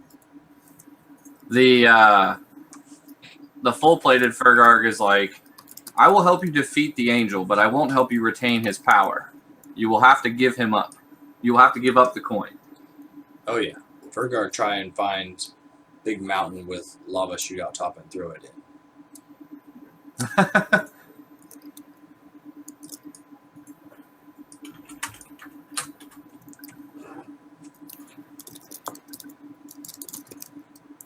All right, so he says, "Very well. It is not my concern what you do with the coin, as long as it does not remain with us." Yes, Furgarg get rid of. He says, "Probably best to not stand right where he will appear." Okay, so I'm going to,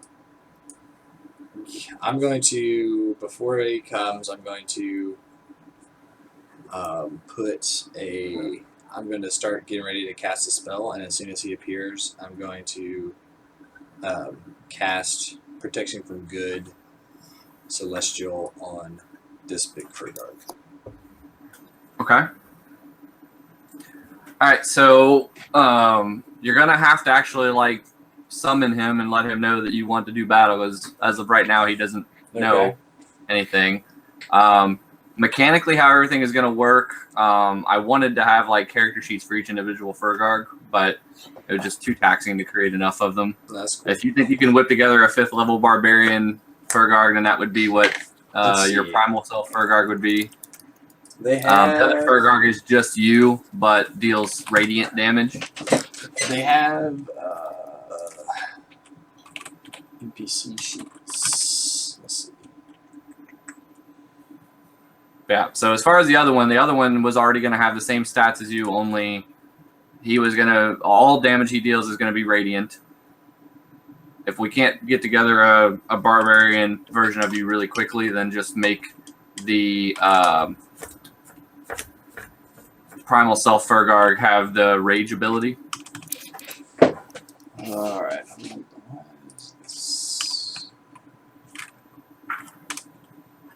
essentially, if you want to do it quick, you just have to make a couple of decisions. You just need to look at rage and how it's done, and then decide what path you're going to take.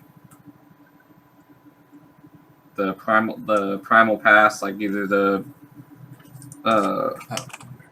berserker or the totem warrior. I would say probably berserker. Oh, yeah.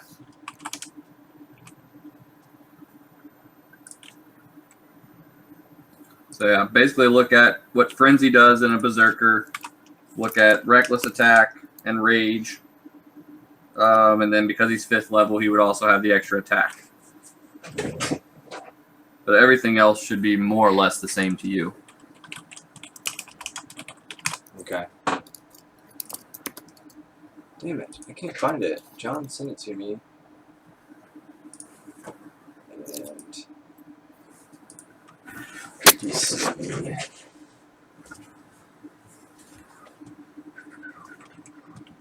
While you look that up real quick, I'm going to go grab a drink.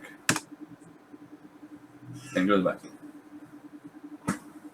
Did you mute him? I didn't mute him. I can't. I can mute him, but he would have to mute us to not hear. I'll mute you. Alright, you're muted. I can't hear you. So you guys can feel free to talk. Joe, I can't. John sent me his NPC sheets at one point, but like it's auto, like pre-generated. Did I delete that email? What the fuck?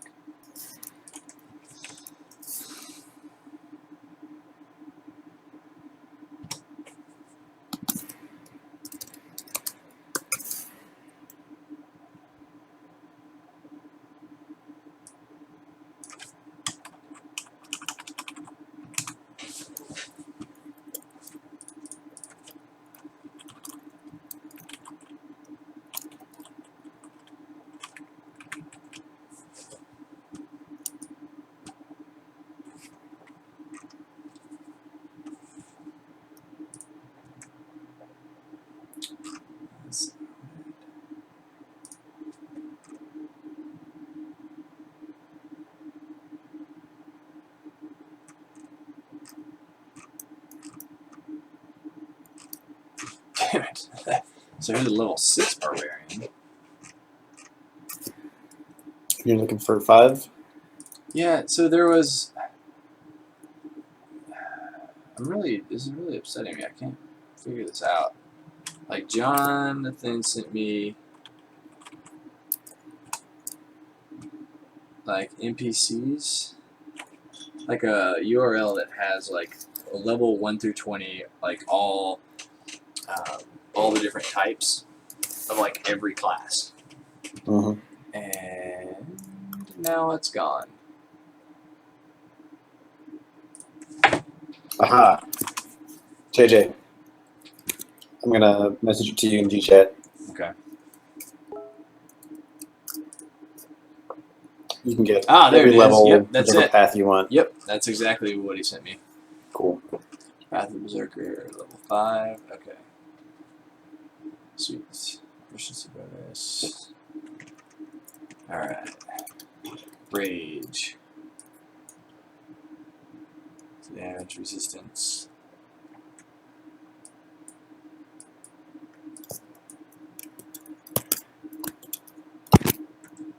Okay. Damage resistance. Extra attack. Faster move. JJ, you're not hearing Martin's mic, are you? No. Okay. I still can. That's the reason I was unsure. No, I muted him. Oh, you muted him. Okay.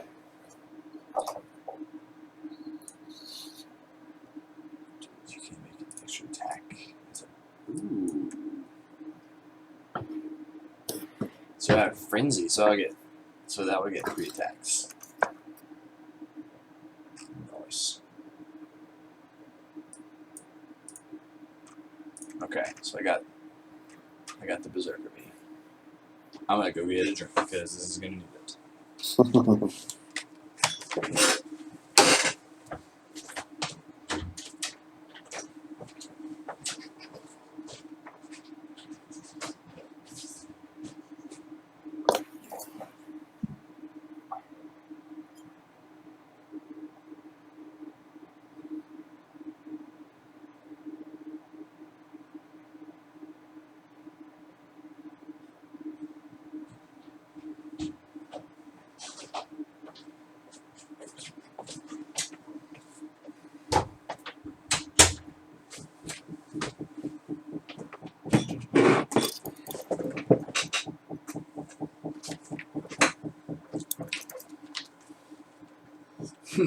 So, shit. I like how Martin used this as an opportunity to get Furgarg back on track.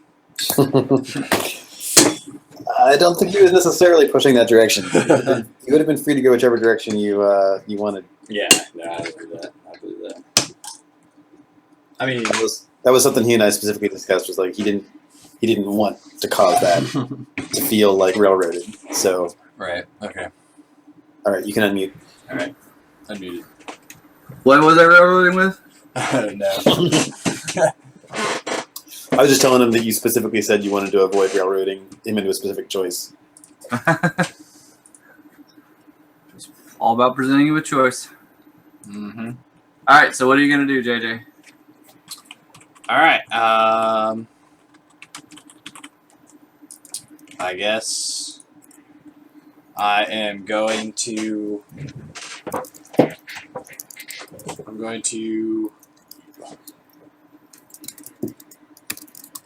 walk up here, smack the coin, and run away. Okay. You smack the coin, run away, and nothing happens.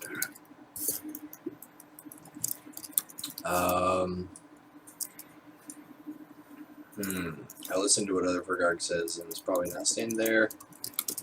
And I'm like, I start yelling out aloud, Angel Featherman, we want to take my conscience back. We want Furgarg back.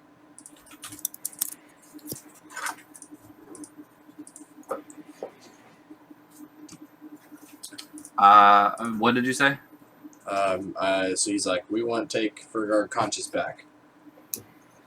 Who are you saying that to? Just out loud. Okay. Clearly it doesn't work, I'm sure. All right. Yeah, nothing really happens. Okay, I'm going to try and... I'm going to try... like...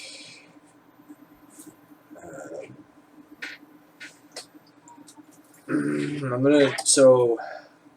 It's really weird because this Furgarg pretty much believes that this is him. So he is going to be like, they say this is not me, I'm going to try and, as hard as I can, wake up next to girlfriend. And Okay. he, So you're gonna try and just take control again rather than doing battle. no, that's how I'm going to get his attention to do battle. Okay. So make a wisdom save. Okay. Ah, shit. That's not safe. Alright. He's coming. First one's a intelligence, then a wisdom. Dude, seriously, their dice thing is like sucking. Yeah, I don't know There what's we going go. on with it. Okay. So you're able to you're not able to take control back, but you hear a voice that says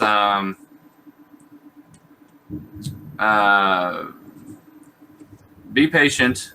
I'm not finished with you yet.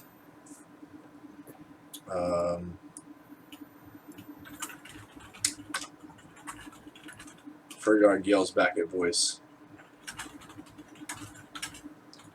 Come down here and fight us, or I take coin and throw in lava. Okay. So you see an angel appear there in the center of the plateau, and he says, the lava here is nothing more than a figment of your imagination. It could no more destroy the coin than throwing in an actual lava would.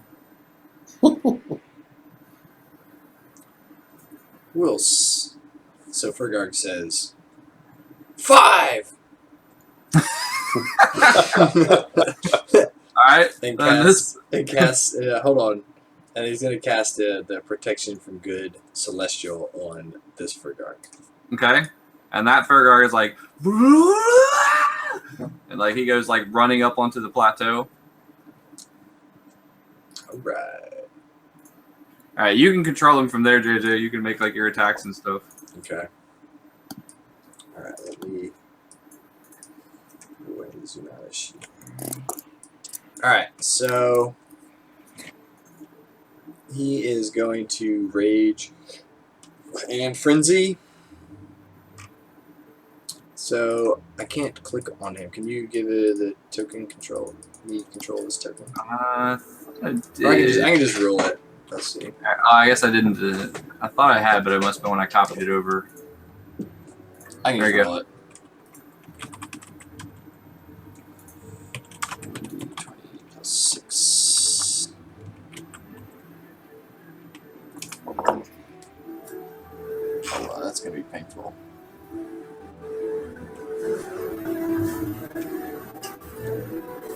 Rolling dice. Come on. All right, natural 20 for the first attack. All right, so that is 2d. Did you add in all his rage bonuses and everything?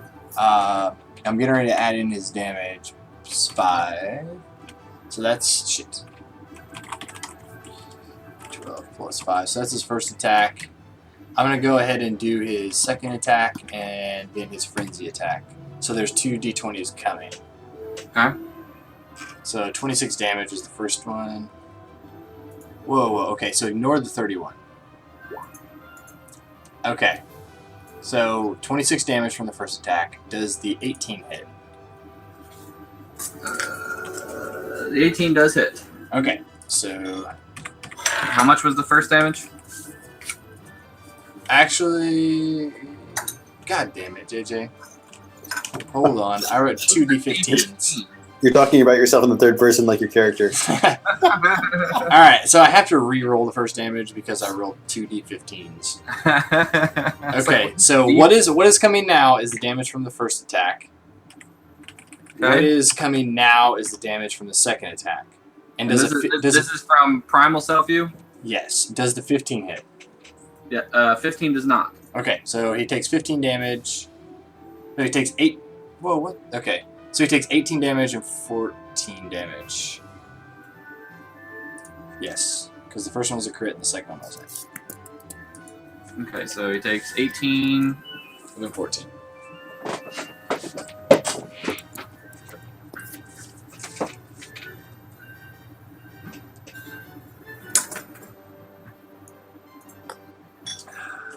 I'm glad Veradil showed up. I didn't actually intend for Joe to play either. He just heard me on this live stream say, "Man, I wish Joe was playing Veradil right now." Yeah, so I was like, American, I can jump in if you want me to. All right, so you deal some damage, and then we should go ahead and roll initiative. Okay.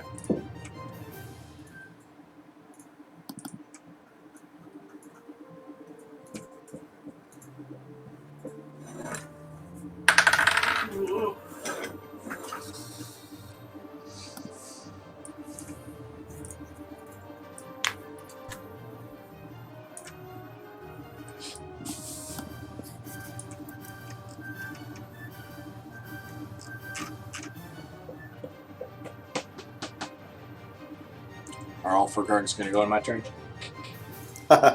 No.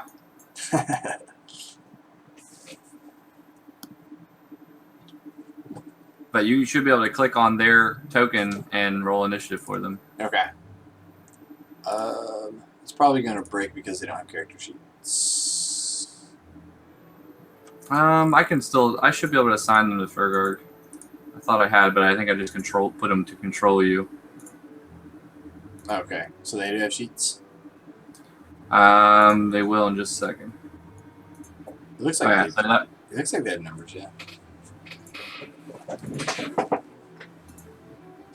Yeah, so they're all tied to Furgarg sheets now. Okay. Sweet. All right, so then it is the Angel's turn. Actually, hang on one second. So Furgarg, so yeah, it was not you, but your primal self that damaged her, right? Yes. Okay.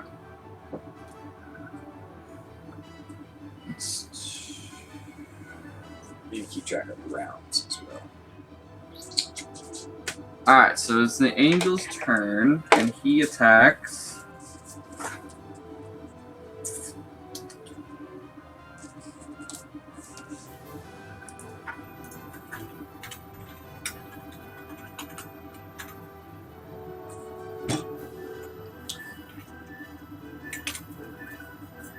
Oh my god. Do you want me to actually use the dice roller or use regular dice? You can go ahead and use regular dice. That's fine. I believe you. The dice roller problem is probably the fiber optic cut. There was a huge fiber optic cut in Western Kentucky. My cell phone you is got not both worked all freeze? day because of that. I lost both of your videos. Can you hear me? Do you guys still have video? Yep. I lost video for both of you. Let me refresh real quick.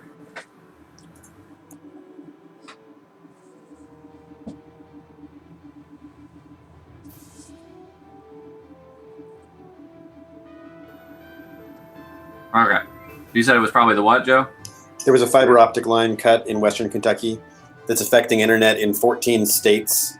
My cell phone has not worked all day. Oh yeah, is that what actually is causing the AT&T problem? Yes. That's a pretty big fiber optic line. Yeah. So I wouldn't be surprised if that's why this is slow too. Wonder if that's one of the lines I helped design and lay. All right, so the angel attacks. I rolled the first one. I got a natural 20. That actually is in the roller. Goodbye, Furgarg. So he attacks.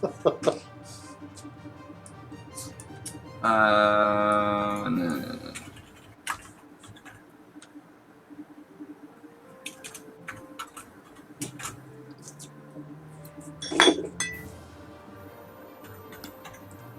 Live, Furgarg! Live!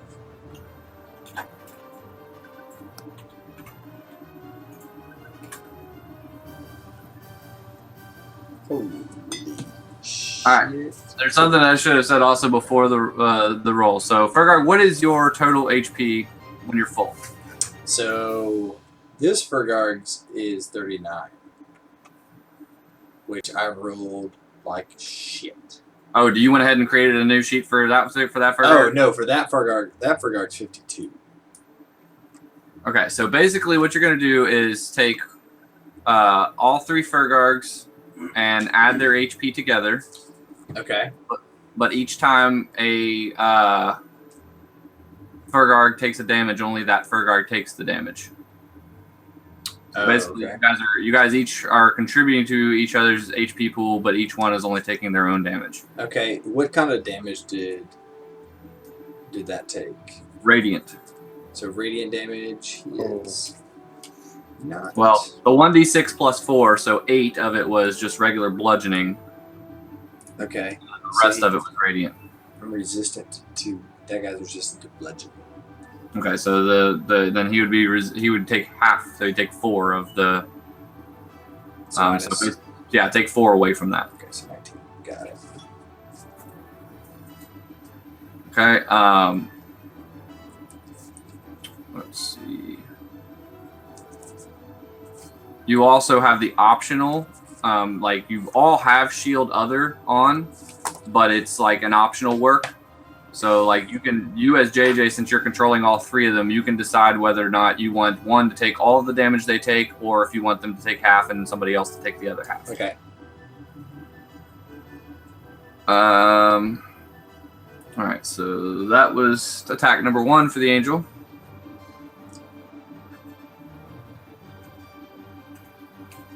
Oh, come on.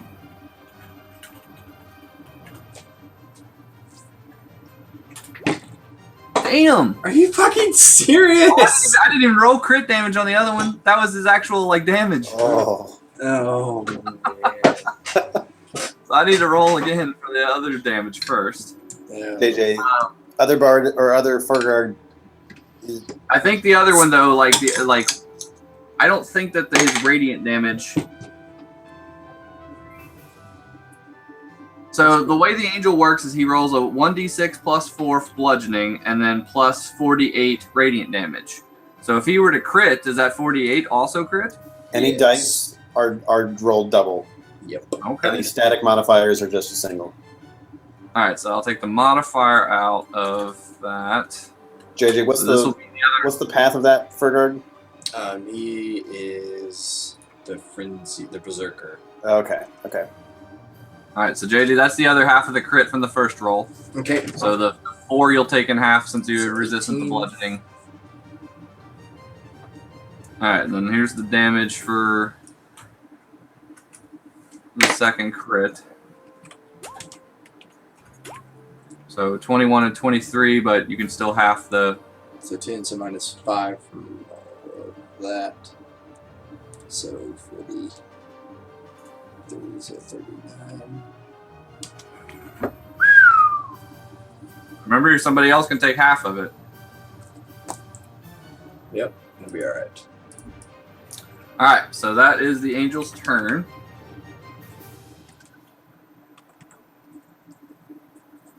That hurt. Ardo. All right. Bardil will run up, rage, and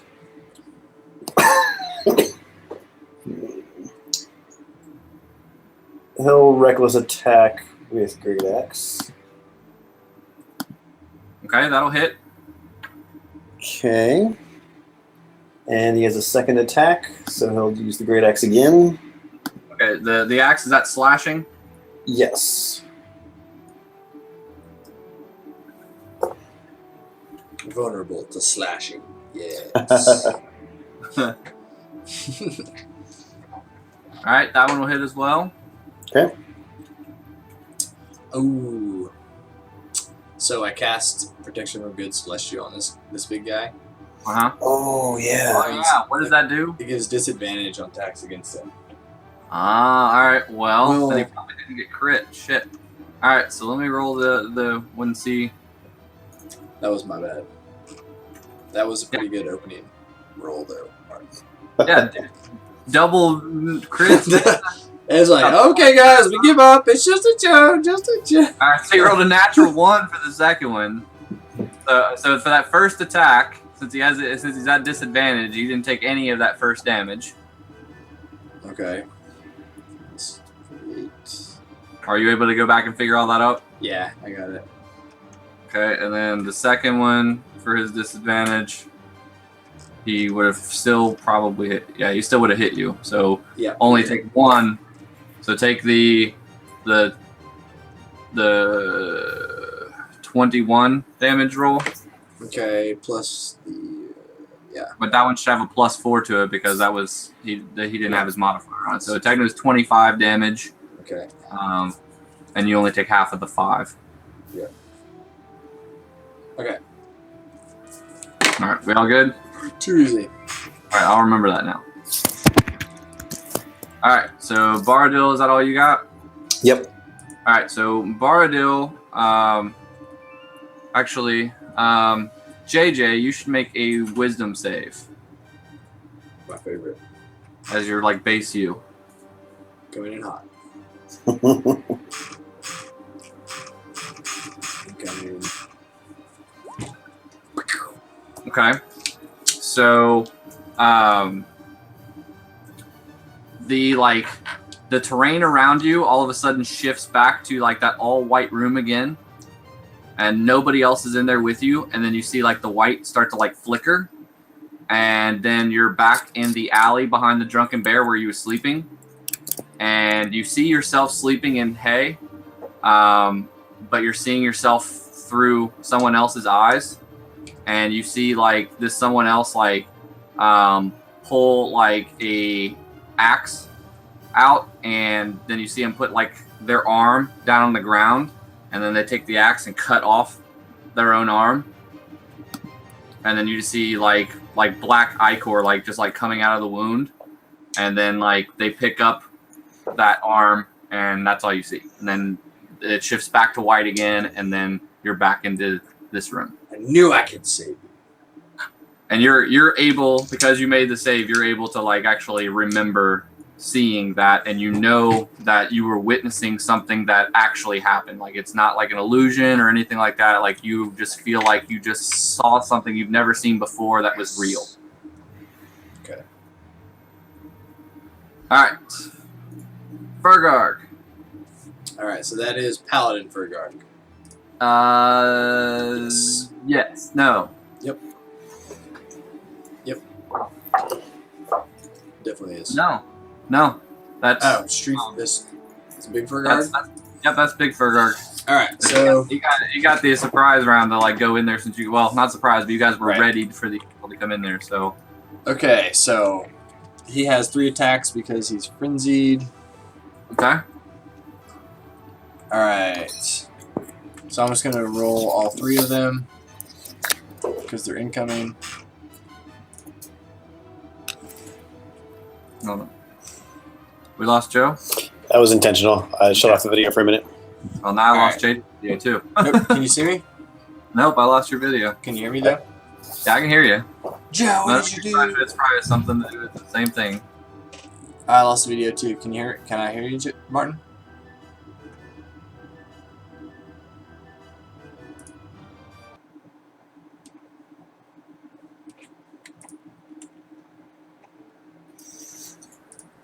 All right.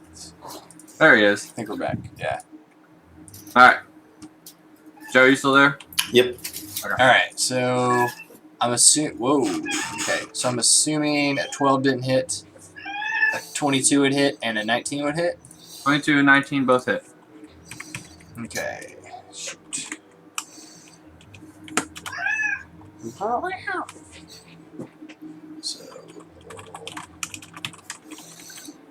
12 plus 5. So that's first attack and second attack. Whoa, this is coming back faster.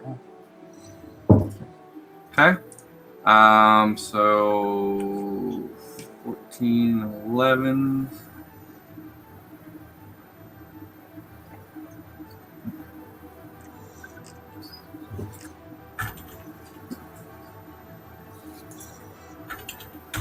Okay.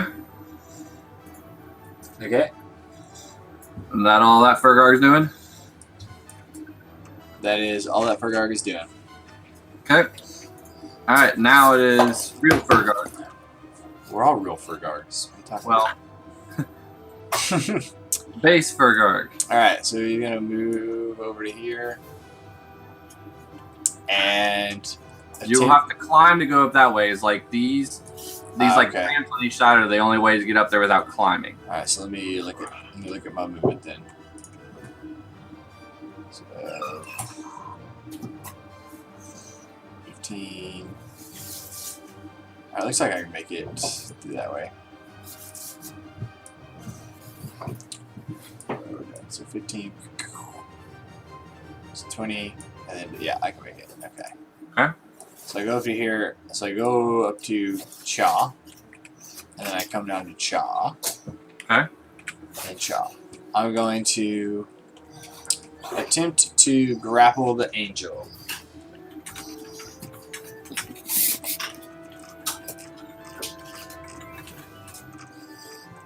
That is opposed athletics.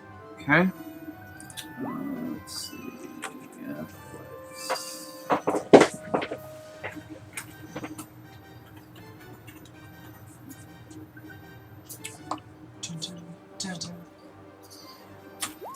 You're the best. You rolled a D. Oh, you got him. Alright, so you got him grappled. Alright, so that imposes not much on him actually. Shoot, what was no hold on. Speed of 0 for now. Alright, actually that's not what I wanted to do. What I wanted to do sorry, I jumped ahead of myself. I wanted to try to knock him prone is what I wanted to try to do. And you can do that just as an action on page. That's 190. So melee attacks, grappling, shoving a creature. So 190. 5. The end of 195. You can make a special melee attack to shove a creature to either knock it prone or push it away from you. So it's an opposed athletics or dexterity. That's what I was meaning to do. So I wanted to work on. Still the same roll. So All right. So I want to push him down with my first attack, and then with my second attack, I want to try and grapple him while he's prone. okay. So that's athletics. Another opposed athletics. Well, what does prone give him again? Does he got any minuses or anything because of that? I don't think so. Not. It would give him It would give him disadvantage on attack and critical advantage attacking him, but not. It doesn't affect the grapple. It wouldn't affect an opposed. So you don't actually grapple him. You knock him down, but you don't actually grapple him. Right. I'm like, pile on him. All right, so that's all but I go. Okay.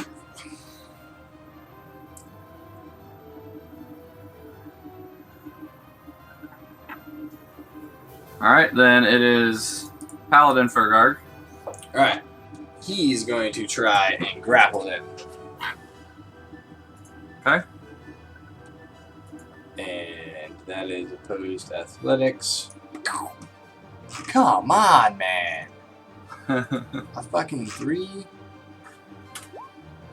Yes! All right, you got him. All right. So he is grappled prone, so that means his speed moves to 0. And so he's at disadvantage attacking, and people have advantage attacking. Okay.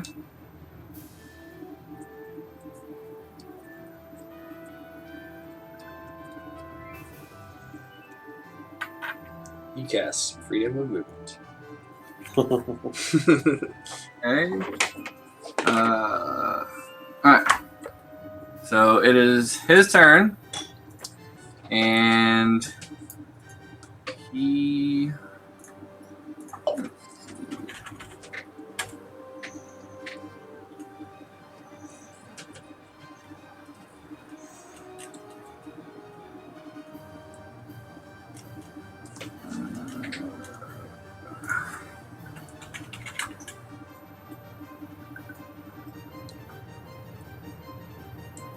All right, so you see him like start to shimmer, No.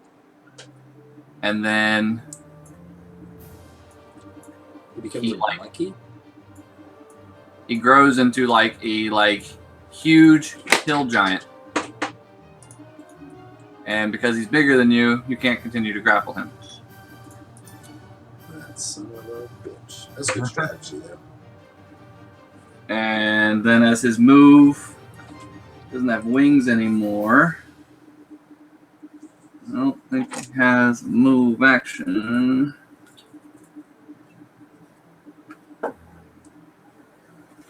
Let's see, as a hill giant, what can he do?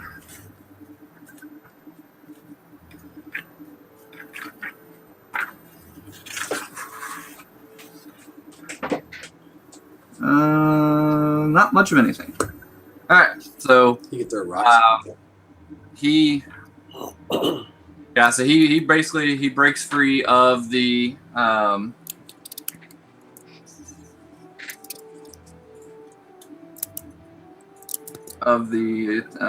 grapple, and then he just makes an attack. Okay. But he only gets one.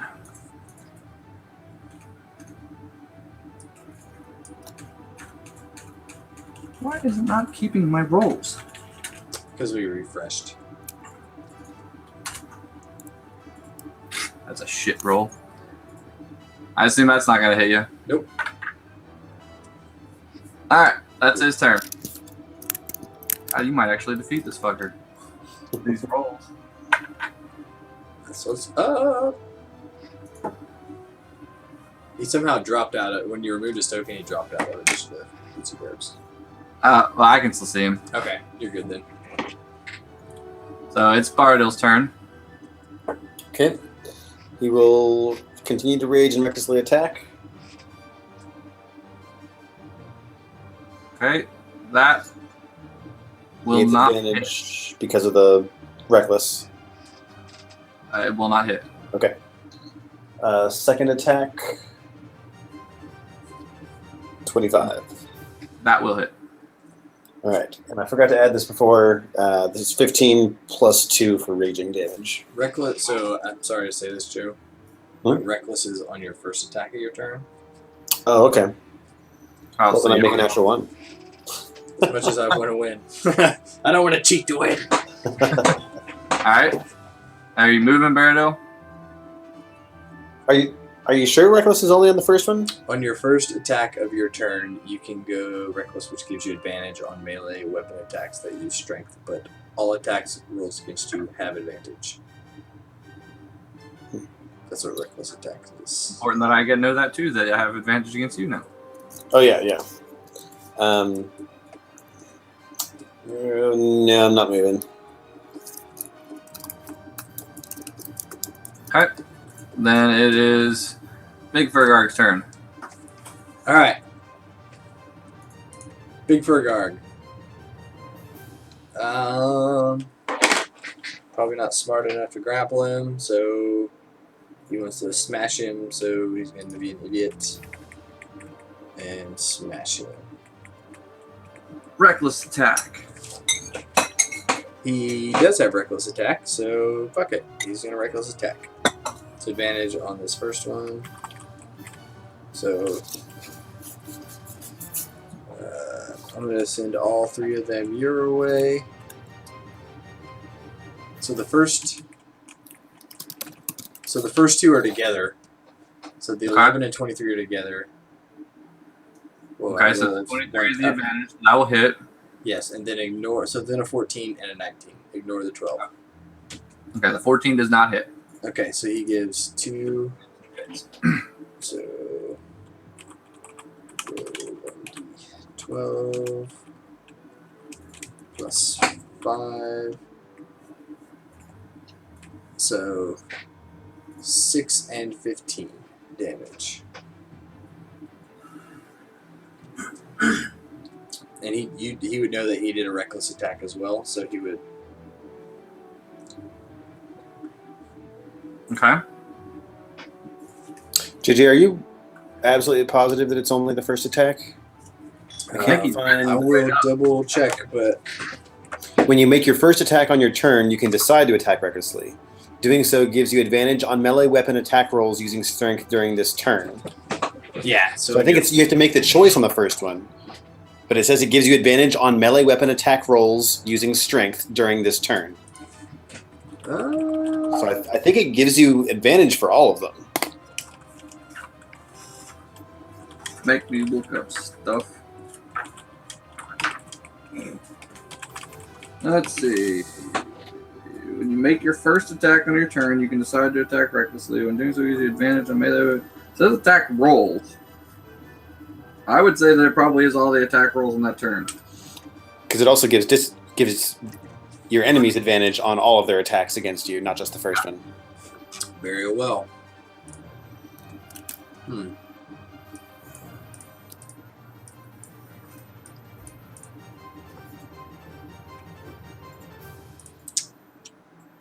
This system. Come on.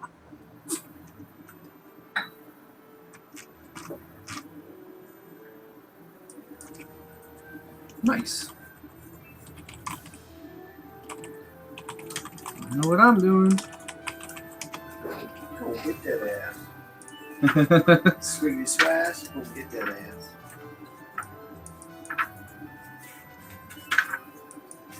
Alright, so that is your damage to him? Yes.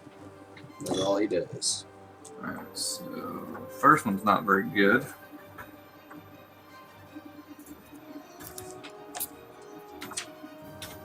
Okay. And then that makes it base Furgarg's turn. Okay. So he is going to attack without Moon Slicer. I'm assuming a 13 does not hit. 13 does not hit. And then his second attack at 25. That will hit. So 12 damage. He is going to cast as a bonus action. Well, actually, I don't know if I can do that. Well, no. Hold on. I can't do that in roll attack. I'm going to cast Smite as a second level slot. And so I do the 12. Do you not have to cast that before you make the attack?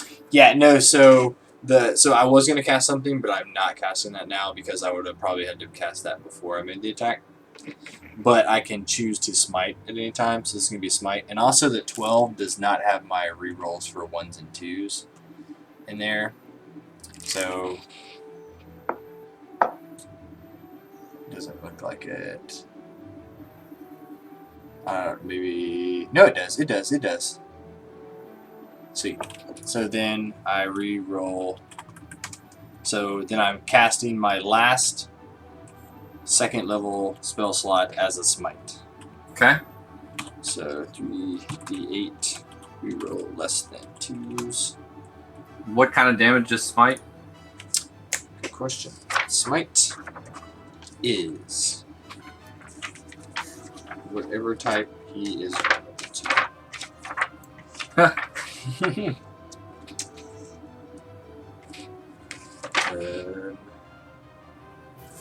My guess. Divine Smite. Dealt radiant damage. Radiant. Okay. So radiant. So 12 plus, so 12 slashing damage plus There, I got 16 that radiant. Okay. Dealt some pretty good damage. Alright. Paladin Furgarg. Paladin Furgarg is, since he is a hill giant, hoping that it somehow affects him, is going to cast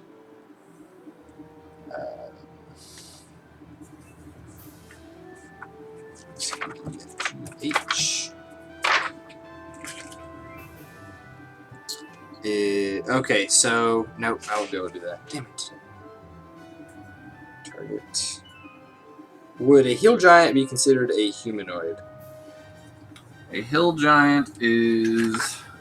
I don't think so. I think it's a giant. Yeah, he's just a giant. Okay, so never mind. He is going to attack him as well. Does 17 hit? No. Or, yes. Alright, so 17 hits. Yes.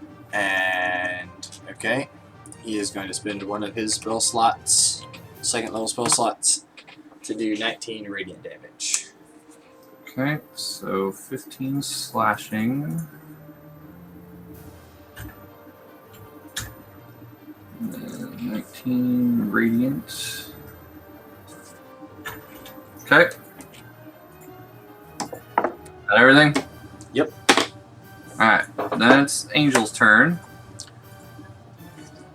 Angel is going to, as a bonus action, cast Misty Step. To step here. Oh, crap, I forgot to do stuff. Hang on, before his turn, I gotta roll back here. So, JJ, make me a wisdom save. We're rolling back a little bit to Baradil's attacks. So make a wisdom save. 20. Okay. So again, the room, the terrain blinks out back to a white room, and then it starts to shimmer again, and you come back, and this time, you see yourself back in the alley again. Only this time you see like the stump of the hand that was cut off. Like there's a new hand that's being placed in its place, and this one looks like all like decrepit and burned. Okay. And you see it like be pressed to the stump, and then you see like tendrils come out and like latch on and automatically sew itself back into place. And then you feel this like immense like darkness around you. Like all the colors that you see, they kind of fade to a like darker version of themselves. You just feel like sick and uneasy, and everything around you just feels off. Okay. And then and then you see like you see yourself, like the vision goes from the arm to look over to see you like still sleeping, and then looks back at the arm, and then everything fades back again and back to the battlefield. Okay. Then make another wisdom saving throw for when base Furgarg attacked. 15. Okay, so so after base Furgarg finishes his attacks, you again have the whole like fading out. Only this time you fade to a black room, like you were originally in. And then when it comes back into focus again, you see yourself in like the village that you saved, and all the people like bringing stuff to you to take care of you, and like giving you like gifts, and nursing you back to health, and just like patting on you, and like just being really like happy to have you around. Okay. And you've made your save, so you remember all this when it fades back into the battle. Okay. All right, then the angel goes, and as a bonus action, casts Misty Step, and shows up here. Or wait a minute, it's action. So yeah, so Misty Step ends up here, and then Cast Fireball. reverts back into an angel. And flies up. Let's see. And flies up about 40 feet.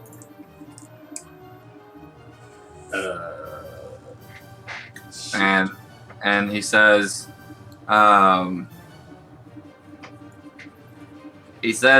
Furgarg, you have retained my knowledge well. There is no need for this violence. Give up this foolish battle, and we can come to an arrangement.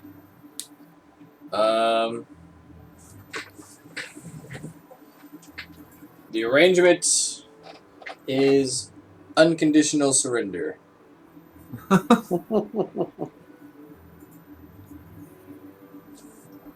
He says, I don't even know exactly what that means. He says, I can't. He says, can you surrender? you let me back in control, and you get this stupid coin out of my head. He says, if that is your wish, I can give you back control once the girl is safe. And then you can actively make the choice if you wish to give up the power I give you.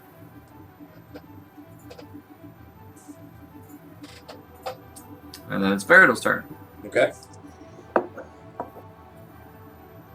Baradil is going to look at Furgarg and say, what do?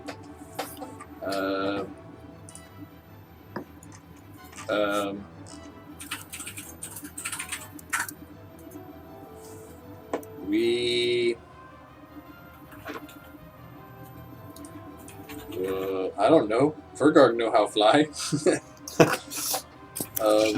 Should attack? Can you attack 40 feet in the air? Baradil pulls out a javelin. Go for it. And recklessly throws. This still only is normal because it's beyond his first range increment, so disadvantage and advantage canceling. Okay.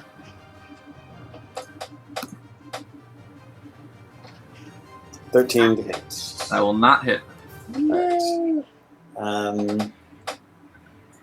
Well, I guess I'm going to make a second attack, so I'll try again. Okay. That'll hit. All right. 5 plus 2 damage. Okay. Nice. Okay. All right.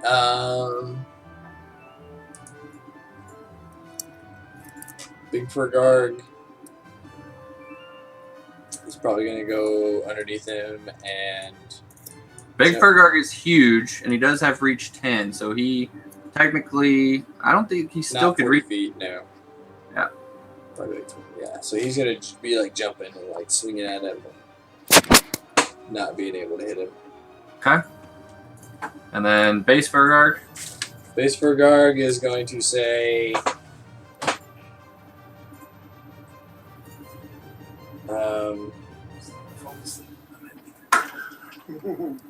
come down here and fight us, or I'll shove this coin up my arse. Really? Yes.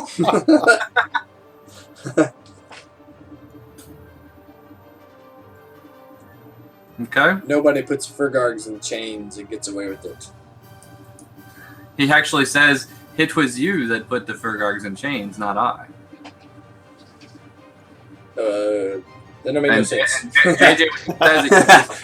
JJ, when he says it, you actually like know it's true.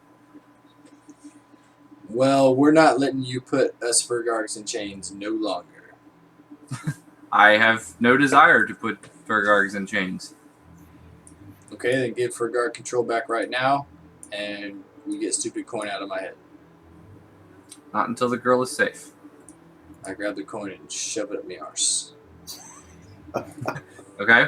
The coin is actually like embedded in the rock, so you would have to actually like pry it out or Sit on the rock. Sit on the rock. I'm gonna. Okay. I'm trying to defile the coin. Okay. So you drop your pants and sit on the rock. Nice. Okay. That's Paladin Furgarg's turn. And actually, I'm not going to let you control him on this one because he's going to be like, I agree to his terms. He says he's only looking out for the well-being of the girl at the oath that you were willing to break. If he means us no harm, and he cannot tell a lie, if he's going to give control back, I have no desire to continue to fight him. So he starts moving away. He goes up here with the children. Okay. And then it's the angel's turn. And he will say, what's going to be, Furgarg? Do I destroy you this day? Or do you adhere to my terms?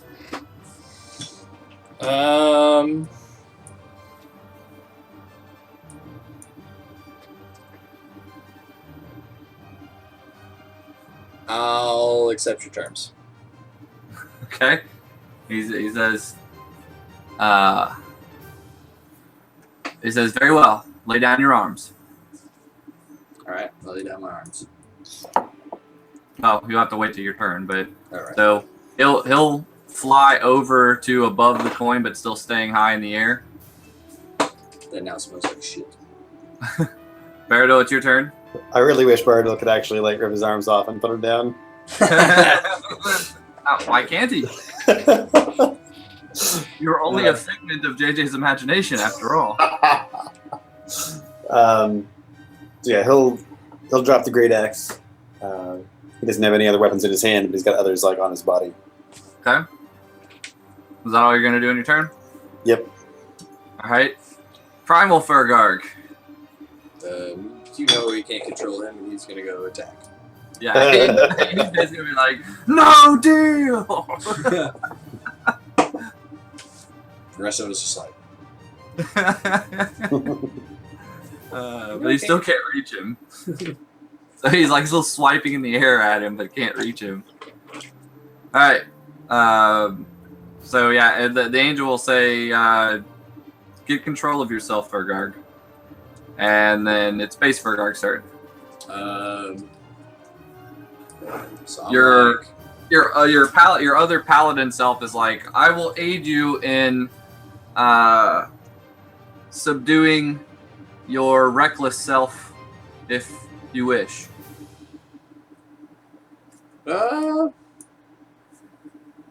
it usually worked best if he just fight it out, just smash stuff. Primal Furgarg is like, Furgarg not go back in chains! Furgarg not be abandoned! Furgarg not abandon you. Furgarg, listen to you. Just let Angel Man go. Angel Man face is gonna get smashed. Well, Angel Man, if you probably just leave, he probably calm down eventually. It is your turn. It is your turn, base Furgarg. Are you wanting to do anything?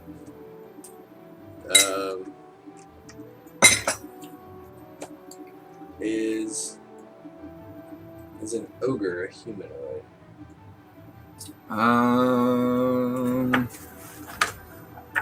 Ogre. That's goblin, not ogre. Ogre is also a giant. Nope. So probably not gonna do anything. Probably go hang out with the kids. Okay, so move your character up there. All right. Paladin Furgarg looks at you and says, "This will end in his demise if we don't stop him." How about we let other Furgarg make other Furgarg's choice?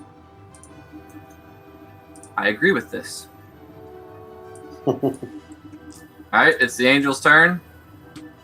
Angel says, Furgarg, I will give you one more chance to be able to get your whole self under control, or I'm going to have to smite this one.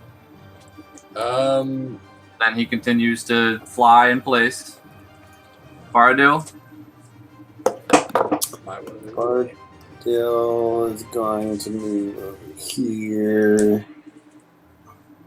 And then look at Furgarg, say, just wait. Probably move further away. Dash. It's there. And done. Okay. No longer raging. Okay. All right, it is Primal Furgarg. He's gonna, I'm assuming, attack. Well, he still can't reach him, but Yeah. he's still jumping and swinging his club, trying to reach him. All right. So then this Furgarg, me, is going to try and. So I'm going to try to convince the other Furgarg that he is not our enemy, and we smash. If you fight him, he no longer smash anybody. If he not fight him, we smash other people in future. Okay, so are you just verbally gonna be trying to talk him down then? I'm gonna try and yes. All right, so make a persuasion. I'm gonna make it. I can't do. Can I do advantage on skill checks? I don't think so. I mean, Yeah, why if you not? have a way to give yourself advantage, you can. I'm gonna burn one of these. Burn Burn one of these cards. Okay. I don't Yeah, you have advantage on skill checks. And so what is it? Persuasion. All right. Now let's see. Guard. Skills.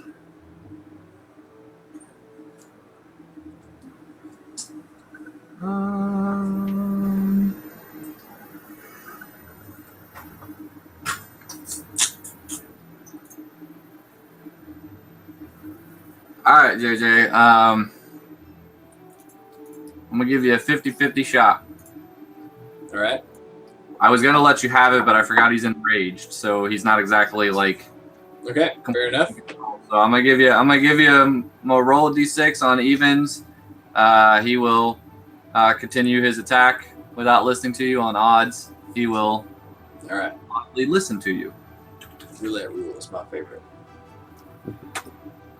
All right, it's evens. So he continues to try and attack and ignores what you're saying. Fair enough. All right. Paladin Furgarg is like,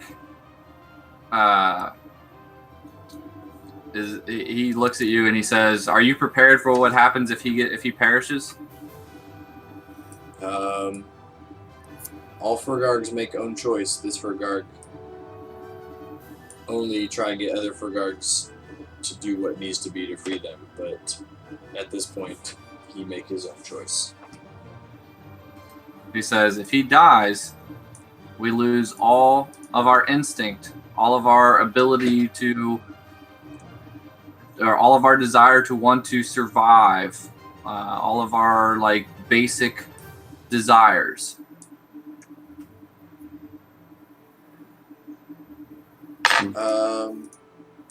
Who knows? It might be good for Garg. Might be good for Furgarg. He says, that was my initial thought. Now I'm not so sure. It may make us more reckless and not have any concern for our own well-being. This Furgarg. This Furgarg think this Furgarg not live with choice of forcing other Furgarg back in chains, so this Furgarg let him do what he wants. All right. The other Furgarg is like, you abandoned Furgarg! Furgarg, fight alone! Furgarg, kill puny angel! All right, so then the angel goes and he says, you have made your choice. And he like charges down and draws his mace to attack.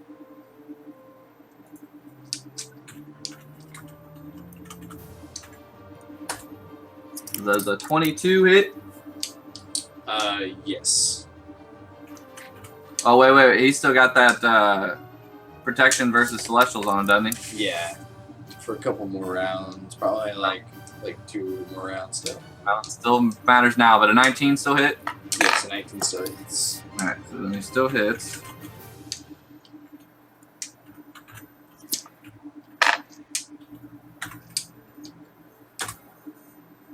But that can't be right. Oh, god damn it. 46, probably. No, yeah. It's wrong. I got equal instead of plus. There we go. Alright, so you take. Alright. And then he attacks again.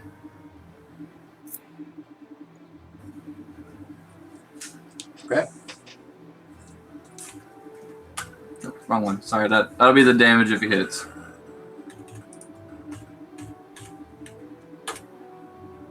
Well, that's not gonna hit. I'll miss. Too bad. That was good damage.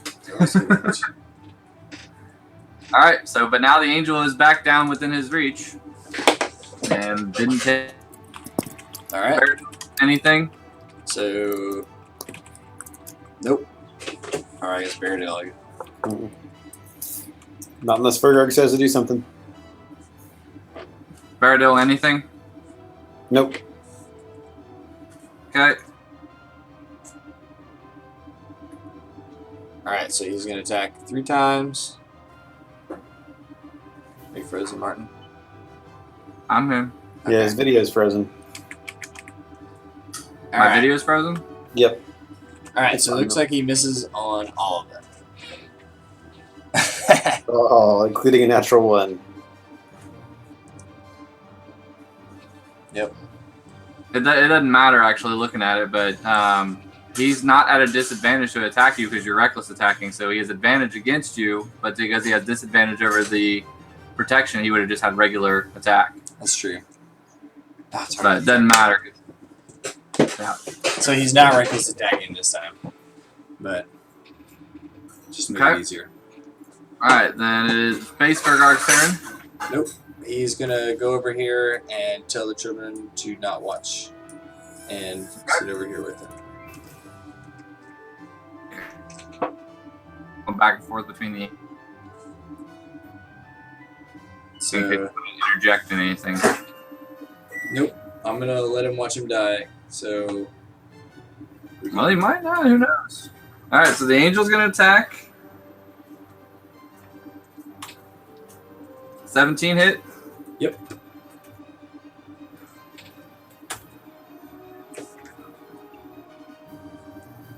Still up. Yep. Second attack. 26. Yep.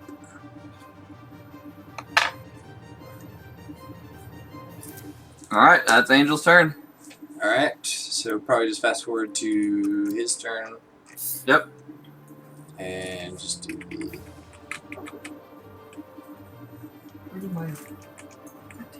All right, so 19 and 24 probably hit. Yep.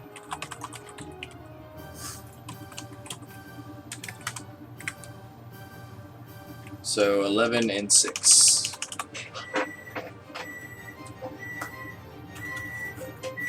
Okay. All right, so now this turn, so he comes out of his frenzy. Well, actually, no, he would probably rage again, but he no longer has the protection for this round. Okay.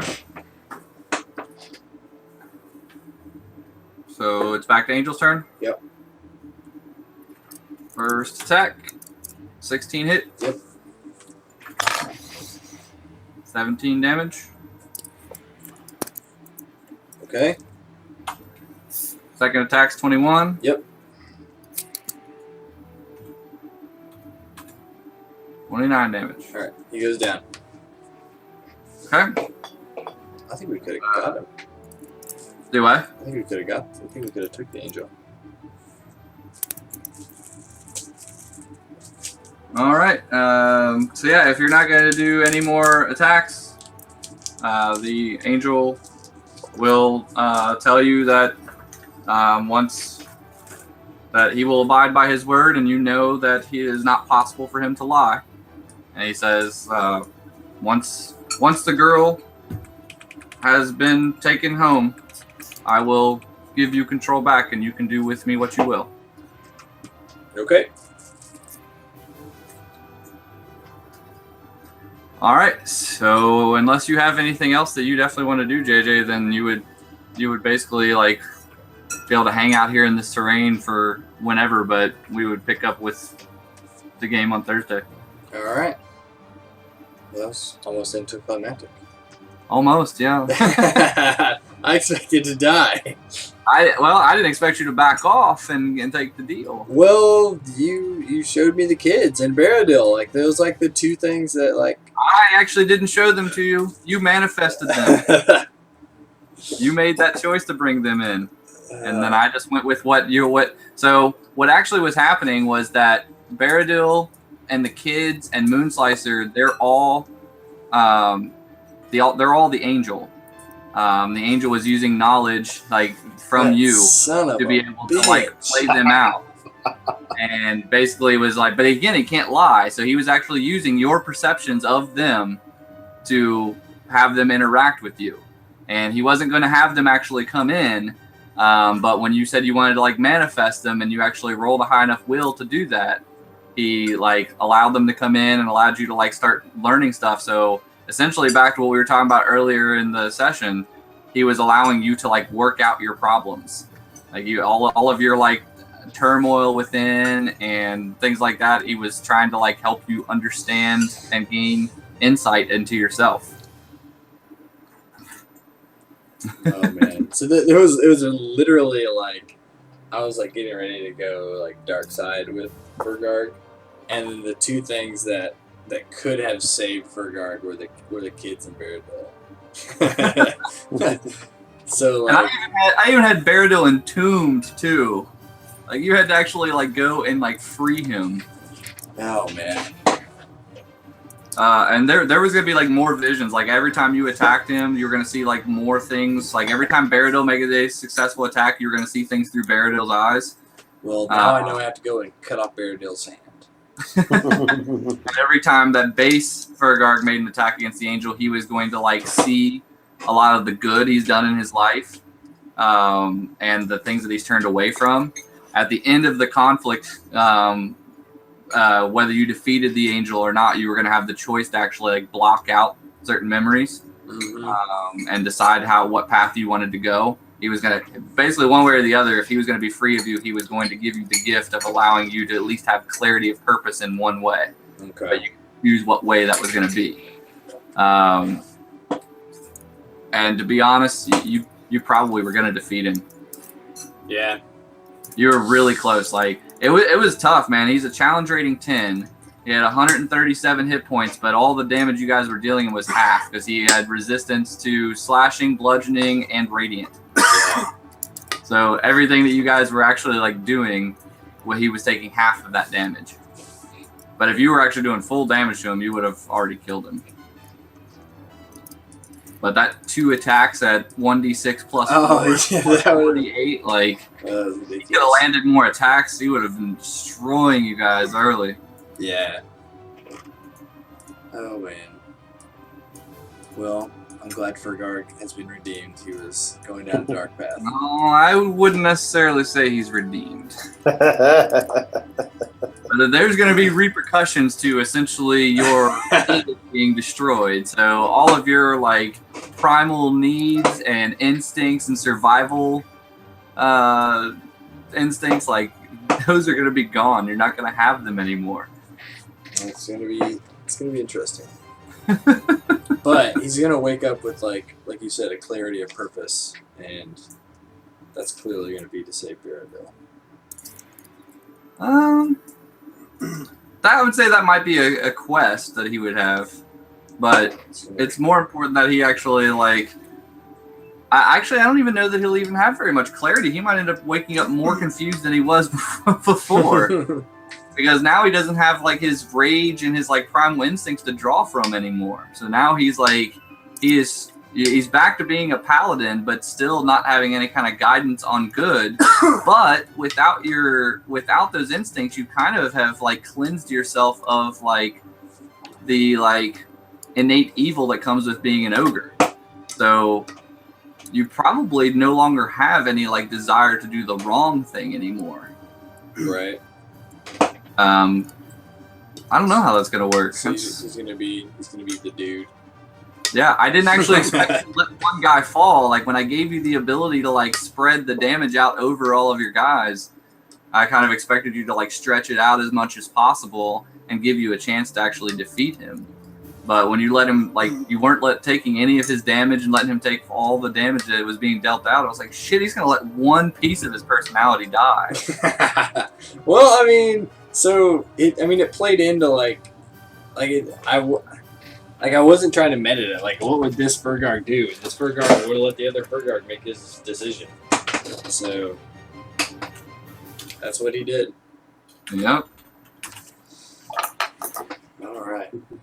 Well, So I'm gonna have to take a little bit of time to like think exactly on like how that is going to affect Furgarg.